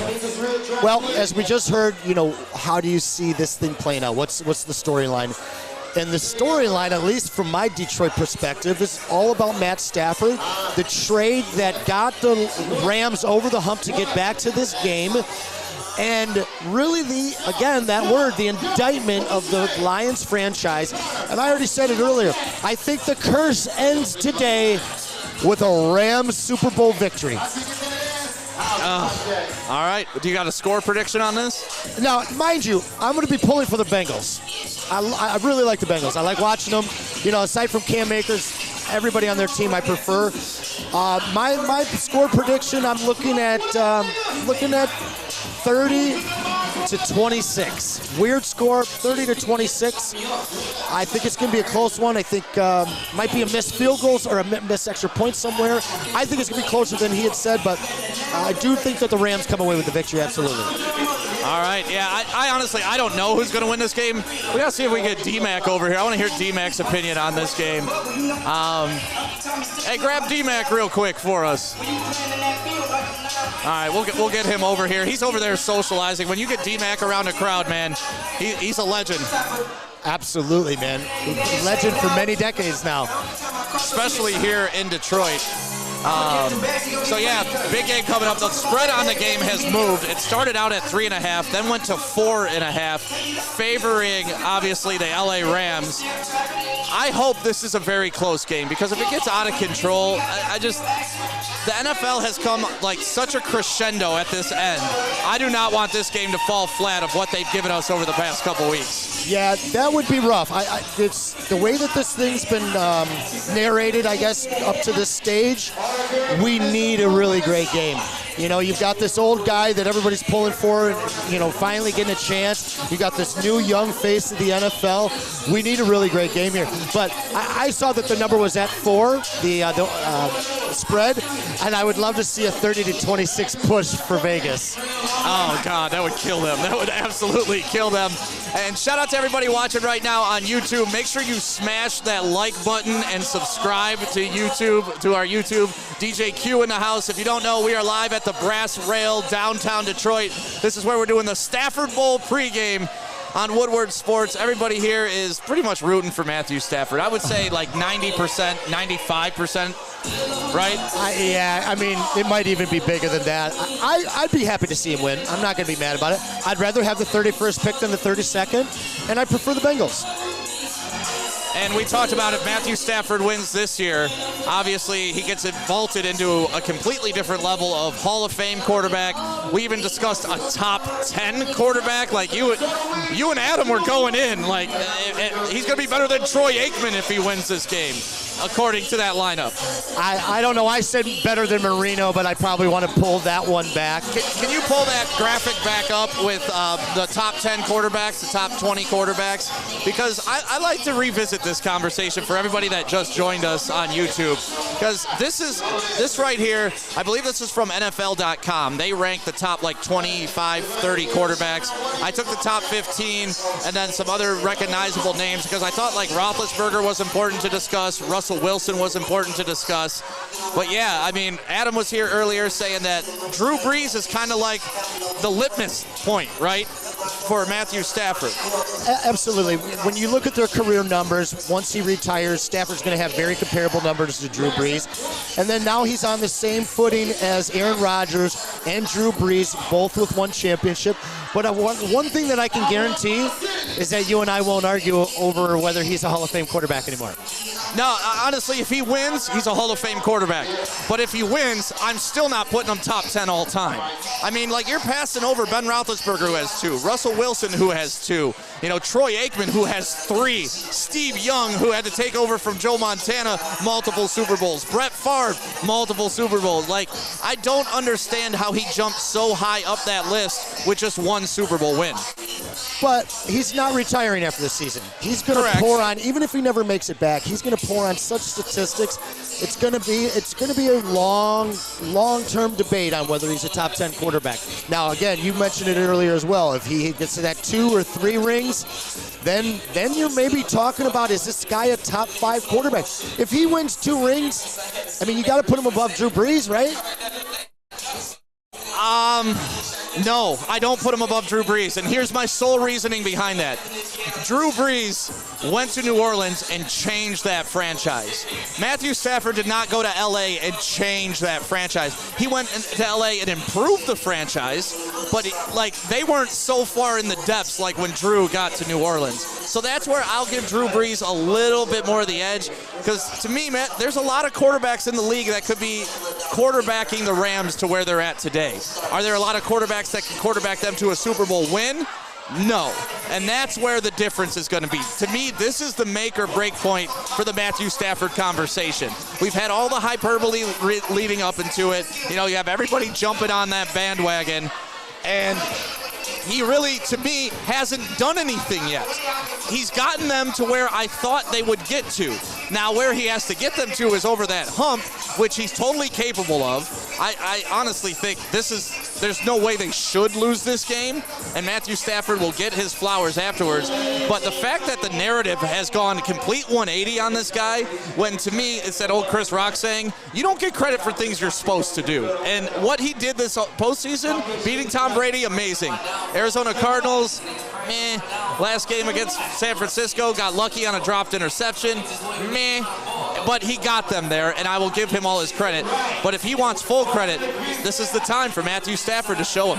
Yeah, the NFL it stands for not for long, but it also stands for what have you done for me lately? And people have a short memory these days. So while he lost and struggled and never could take this team to where Drew Brees took a struggling Saints franchise, he racked crazy statistics, playing from behind, throwing to Calvin Johnson. And so those 12 years of statistics are going to separate him from almost every quarterback on that list. The ring then puts him on that equal footing. If he gets a second ring, he might retire with the best all-time quarterback stats ever. It's possible. He's on a trajectory that if he stays in the league for long enough, he'll have the most touchdowns, he'll have the most yards, most completions. And if he gets 2 rings, man, it's going to be hard for the what have you done for me lately people to remember his struggles in Detroit and just talk about his numbers, the fact that he's won championships, and then you're going to start seeing him in the top 5, for sure, top 10 conversation. Yeah, God, I can't believe we're even having that conversation right now, but it's the reality. It's where we're at. And you're right. How much of that, though, is Matthew Stafford coming along at the right time? And I know you're a big Bad Boys Piston fan, right? how much of Michael Jordan's success came because of the Pistons, and they changed the offensive rules, they changed how you could defend him, and that's where Jordan just became indefensible because they wanted him to be indefensible. When Stafford got in the league, that's when the NFL was like, you know what, we need to open up the offenses in this league, and that's when you started to see 4,000 passing yards consistently. And now we're going to see 5,000 passing yards eventually consistently. So Matthew Stafford, to me, came in the league at the right time to amass all these stats, and that benefited him a ton. And that's why he's passing guys like Dan Marino. He's passing the Joe Montanas, because those guys threw for like 220 yards a game. Yeah, absolutely. I can't believe that we're having this conversation.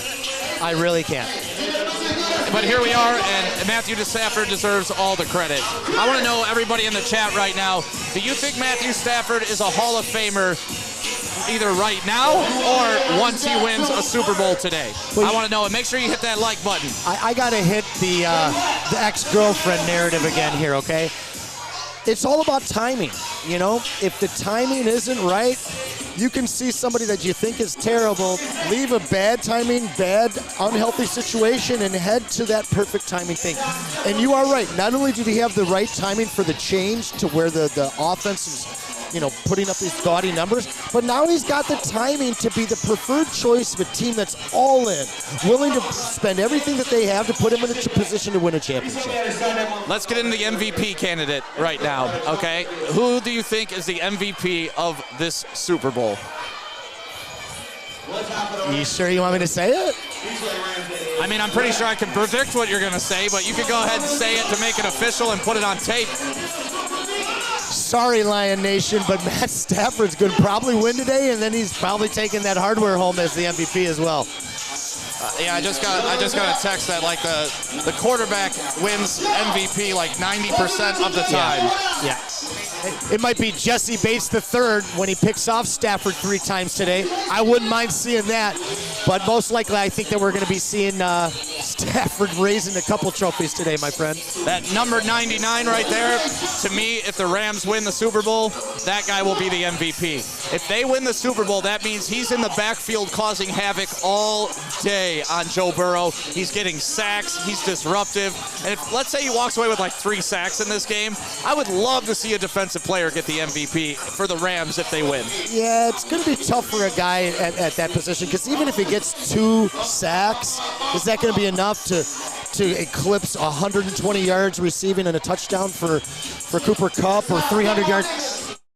2 touchdowns, 300 yards passing for Stafford. It depends on the timing of those sacks, right? Like if they're in big moments, if they're game-changing sacks, if it's a forced fumble, touchdown recovery. Exactly. So like a sack, you're right. On the surface, 2 first-quarter sacks, probably not enough to impact the game. But, you know, that's how the last game ended in San Francisco, with Aaron Donald tracking down Jimmy Garoppolo. I think you're betting with your heart again here. I'd love to see Aaron Donald have that kind of day, but I don't know. All right, now if the Bengals win, who will be their MVP? I think that it has to be Jamar Chase. I think that as good as Higgins has been and as great as Burrow is going to be, Jamar Chase he's that linchpin to be able to swing the ending of this game here and get a win for the Bengals. Yeah, I'm with you on that. I think it's got to be Joe Mixon. I mean, we mentioned it earlier. I hate when you smile at me like that, because you think I'm picking Joe Mixon. No, Fantasy football is over. This has no bearing on anything in my life. I know, but he's got this love for Joe Mixon. So anytime he brings his name up, I smile. Yeah, but you think it's because I care about my fantasy team. I don't. This is not like this doesn't count in fantasy.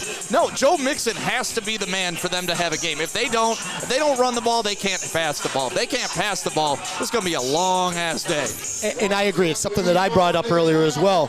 I think that he has to have a very important role, but I don't see a $140 and a touchdown with another 50 through the air for Mixon. I see his importance being taking and soaking up that time of possession, helping them move the chains, some critical 3rd down conversions, but not the kind of numbers that you're going to see that would take an MVP trophy away from a young Joe Burrow. Makes sense. Let's give a shout out to Cintron. They're walking around, beautiful ladies handing out stuff. Hey, let's slide the Cintron girl in here. Here, come on in real quick. Yeah, come on in. Let's talk to you for a second. Come on over. Come on over. Represent your brand. We are at the Brass Rail, downtown Detroit. This is our Stafford Bowl pregame show live on Woodward Sports. Thank you to everybody watching right now, and we have the lovely lady from Syntron. Make sure this mic is really close to your face because that DJ's loud as hell. I can't fit this over my puffs. Oh, over your puffs? What's your name? Ashley. All right, Ashley, and you work for Syntron, obviously? Yes. And you're down here handing out samples and just talking to people today, right? Exactly. Are you having fun? Yes. It's pretty lit today. It is. Absolutely. Yeah. It's a lit brunch, and we're having a lit time. Have you ever been down to the Brass Rail on a Sunday? No, this is my first time here on a Sunday. Are you coming back? Yeah, I got to get enough sleep the day prior, and I'm going to be up here lit too. Yep. With my Citron. About 10 a.m. it all starts, and they go hard here all day long. So I'm glad you're down here. Are you staying for the entire game? Not the entire, like most of it though. Okay, so if you want to check Ashley, you got to get down here very quickly, and she'll give you some free samples. We're partying with Syntron, one of our great sponsors here at Woodward Sports. Where are you from? You're from Detroit? Yep. Okay. Born and raised. Born and raised? Hell yeah. Out of West Side. West Side. All right, me too. Uh-oh, that girl's literally drinking a bottle of Hennessy over there, pouring it in her friend's mouth. Yeah. This is gonna be a fun Super Bowl. This is gonna be a fun Super Bowl. Yeah. I can't wait for halftime. I can't wait for the halftime show. That's what we were talking about. What are you most looking forward to seeing at halftime? Mary J. Mary J. I was practicing too. Okay, I better see you up there singing when she's on. With my microphone. Well, thank you for coming down to the Brass Rail. Wait, we got to get a prediction out of you. Who's going to win, the Rams or the Bengals? The Detroit Rams. No! You're not one of those people, are you? You're a Detroit Rams people? Why? I can't help it. I was born that way. Like, once you come here, you from Detroit. Once you come here. Right. Absolutely. But, I mean, they're not the Detroit Rams, though. It's the Detroit Lions. Okay. But Matt was once here. So, like I said, once you touch down and you play for a team here, no matter where you go, you Detroit. You got the homie love then. All right. All right, I get that. I mean, I understand the Stafford support. I just don't understand supporting a make-believe team. We gonna make it another team. You know, there's the Detroit Rams on 7 Mile that may have some exception to this. that Little League football team, the Detroit Rams on 7 Mile. So they're getting tons of publicity. They're getting tons of publicity then. Yeah, they are. Their jersey sales through the roof. Well, thank you, Ashley. Have fun. We appreciate you coming down today. Thank you for inviting me. Yeah, for sure. Take care. That's the Syntron girls. They're down here having a good time. I mean, everybody's having a good time. We're minutes away. They're lining up Super Bowl greats right now on the TV. You know, we got about 14 minutes. As you can see, there's a lot of reasons to get down here, and you still do have time. Brass Rail, the hot corner. Brunch is lit, my friend. It is a good time. We got to give a shout-out to Alex Westfall, our producer, for coming down here today in the middle of a blizzard for helping us out. Alex, can you go to the cam that's overlooking everything right now? This is kind of what it's looking like. The bar's packed. It's wild. We got people waiting around. I mean, you see up there a little bit of the TV. It's going to be a good time. And if you've never been to the Brass Rail to the left, it goes back about 300 feet, and it's and just there's massive. 2 levels. 2 levels, there's upstairs, 2 levels. downstairs. There's games to play, lots of drinks to be had, and this is just a great place to celebrate the Super Bowl. Yeah, I haven't been to a Super Bowl, like actual out and about party in a long time. It's been a minute. I do a lot of house parties typically, or sit at home and enjoy some jars, but this has been awesome. This has really been a lot of fun. It's a beautiful crowd. There's a great energy in here. The DJs are crushing it, and the food's fantastic. But we got all kinds of different sponsors here giving away stuff. It's the spot.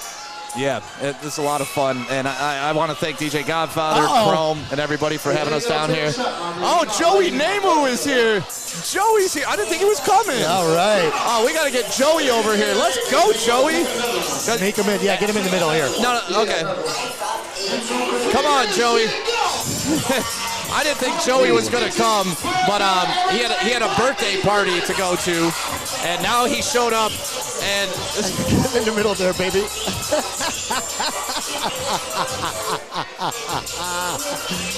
you a Detroit Lion or a LA Detroit Ram over here or what? I hate it. Put your headphones on, Joey, so we can talk to you. My goodness, look at this guy in his Stafford jersey. How you doing today, Joey? That's hair. Good. That's hair, dude. That's hair. my leg is on your thigh right now, Anson. That's the closest we've ever been. Man, I'm all right. This is hair. This is actual hair. This is not permanent marker, people at home. This is hair. It's real hair and my guts. That's the thing with the rules. I gotta at least sit upright. No, who did this for you? Did you do this in the mirror or did some artist come over? Because that's pretty tight, man. Yeah, legit had my artist, my barber, Mac Daoud. He lined me up for 5.5 hours. But the biggest thing is this.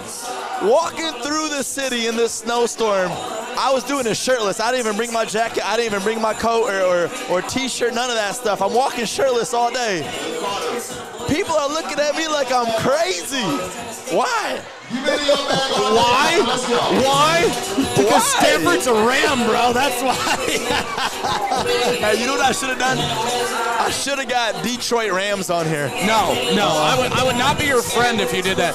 Actually, we just talked to her from Citron. She's a Detroit Rams fan. Why? Honestly, I never judge people. But that's the dumbest thing I've ever heard in my entire life is Detroit Rams. It is. I agree. I hate it. Listen, I love Stafford so much that I freaking got him on my chest hair. But it ain't Detroit Rams. I'm doing this for Stafford because he was our quarterback for over 10 years. I'm not doing this because I'm a Detroit Ram. Bro, listen. I also saw Kelly Stafford throw that up on her Instagram, too. Someone tagged you in a video and posted it. The precision right here is like Stafford for Kupp, man. It's unbelievable. Unbelievable. Very impressive. It's bumping in here, y'all. It has been like this since 3 o'clock. When we showed up to set up, they're like, can we put you in the empty building next to us? And I was like, empty building? I don't want to be in some empty building. They're like, this is busier than we thought it was going to be. And it's been like this all day long here at the Brass Rail. Yeah, we had some great times down here, some busy days for the Lions Sundays. But this Super Bowl Sunday here at the Brass Rail, brunch is lit, my friend. Brunch is lit. That's what we are, man. Listen, we were going hard all day yesterday, so I got to get some energy, baby. Make sure I got that energy because the Stafford gang is going off today. So, Joey, I got Anson's prediction. So far, what is your prediction of this game? So my prediction is going to be 24-21, Rams coming up on top. I think it's going to be a close game. I mean, you look at, first off, that gangster picture of freaking Joey B is the greatest picture ever. But just overall, this game, I mean, I feel like the matchup is so good that it's really just going to be a battle down to the fourth quarter, the last minutes of the game. Yeah, that's what I'm hoping for. I want a close, good game. But you got the Rams winning. Anson, you got the Rams winning, right? I do. He likes the under, it sounds like. I like the over. The spread's 4, so you actually think the Bengals will cover? I do. Okay. I think they will. I mean, the defense, Rams defense is freaking strong as heck. So they'll be able to, putting up 21 points is still a lot in the Super Bowl, but I think that they're going to be able to contain them. Well, I'm hoping for kind of a close game, but I honestly, I'm going Bengals. I know you I'm are. probably the only person on the planet going Bengals, but I'm going Bengals, baby. And I'm looking at like a 27-25 weird score like that. How do you even get 25 points? Well, you score 22 and kick a field goal. Okay. How do you score 22 points? Well, you score 19 and kick a field goal. It's really simple if you think about it. Safety in the middle of that or something. But, I got the Bengals. I think the Bengals are going to win this game. I think if they can hang in it, it's going to go one of two ways. If it's a close game, I got the Bengals. Obviously, the Bengals are going. If they're going to lose, it's going to be in spectacular fashion. Like, they're going to get their ass beat. I don't see how they can even come close to competing if it starts to roll that way. Because once that defense is able to dial up that pass rush, it's over for them. I hope you're right. I'd like to see the Bengals win. Absolutely. I just don't think you're right. We'll find out, and that's what we're going to do here in about 8 minutes. I cannot believe we're 8 minutes away from the Super Bowl. The Stafford Bowl. What a crazy season to think about how it all started, us trading Stafford, the Dan Campbell era underway here in Detroit. Anson, you and I were able to do every post-game party here from the Brass Rail. Just been a really interesting football season in general, and happy to be a part of it. Listen, I said it when your boy Justin Tucker made the kick. This is how the Lions lose. The poetry of this season, Matt Stafford winning a Super Bowl, too much. It's too much. You can't get away from that destiny. You just can't. That's the way that this season, it was all about it, man. It's so Lions. It's so Lions if this happens. Like this, the most Lions thing is to win a game that they shouldn't, or lose a game that they should, or blow something in a big moment. What would be more Lions than our former quarterback, 1 year removed, winning a Super Bowl? Hey, it just shows the real problem wasn't him. That's really what it comes down to. I know obviously he got a way better team than we got, but let's be real. I mean, that's our quarterback. If he can lead a team in 1 year to the Super Bowl and win it, wow. Honestly though, what difference does this do for Matthew Stafford though? Even if he doesn't win the game today. If he doesn't win the game? Just saying hypothetically. And here's the deal, and I kind of hate this, but I kind of love this at the same time because of where I'm standing on this. If he doesn't win this game, everybody's going to critique him, and everybody's going to say he didn't get the job done. Like, he has more pressure on him in this game than anybody else on that field. If he loses, he's still a Lion. If he loses, he did only what Jared Goff did and get to the Super Bowl and lose. Which is still pretty damn good. It is very damn good, and I'm not saying that, but if you're the LA Rams, you don't trade away 2 first-round picks and a third and your starting quarterback for pretty damn good. You trade that away for a championship, right? Especially if they lose because of Stafford's play. Oh. Burrow dominates him, it's one thing, but if he throws that pick at the end of the game that we saw so many times here in Detroit, then he's still going to be a Lion, and everything they gave away will be for nothing. Yeah, and that's true. It's not only if they win or lose, it's how they win or lose. Absolutely. So yeah, we're about 5 minutes away from kickoff. We're going to get out of here, grab some cocktails, hang out, get some Cintron. We're definitely going to get Gypsy Vodka.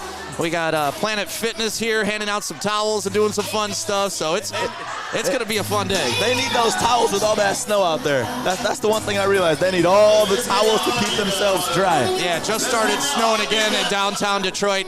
So everybody, enjoy your Super Bowl. Thank you for watching. Thank you for being a part of our first full season of football at Woodward Sports. Because last year, it was just me and Anson sitting on my couch doing pregame shows. This year, we actually get to be out in public. Yeah, I prefer this. A little better scenery.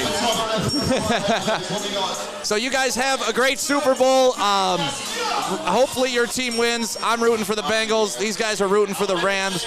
Make sure you're watching tomorrow morning. Adham is going to be on the morning show. Oh, man. If Stafford wins, expect Adham to bring a tub of lube, and it's just going to be a stroke fest for 2 hours. So enjoy yourself. Have a great Super Bowl. We are out live from the Brass Rail with Woodward Sports.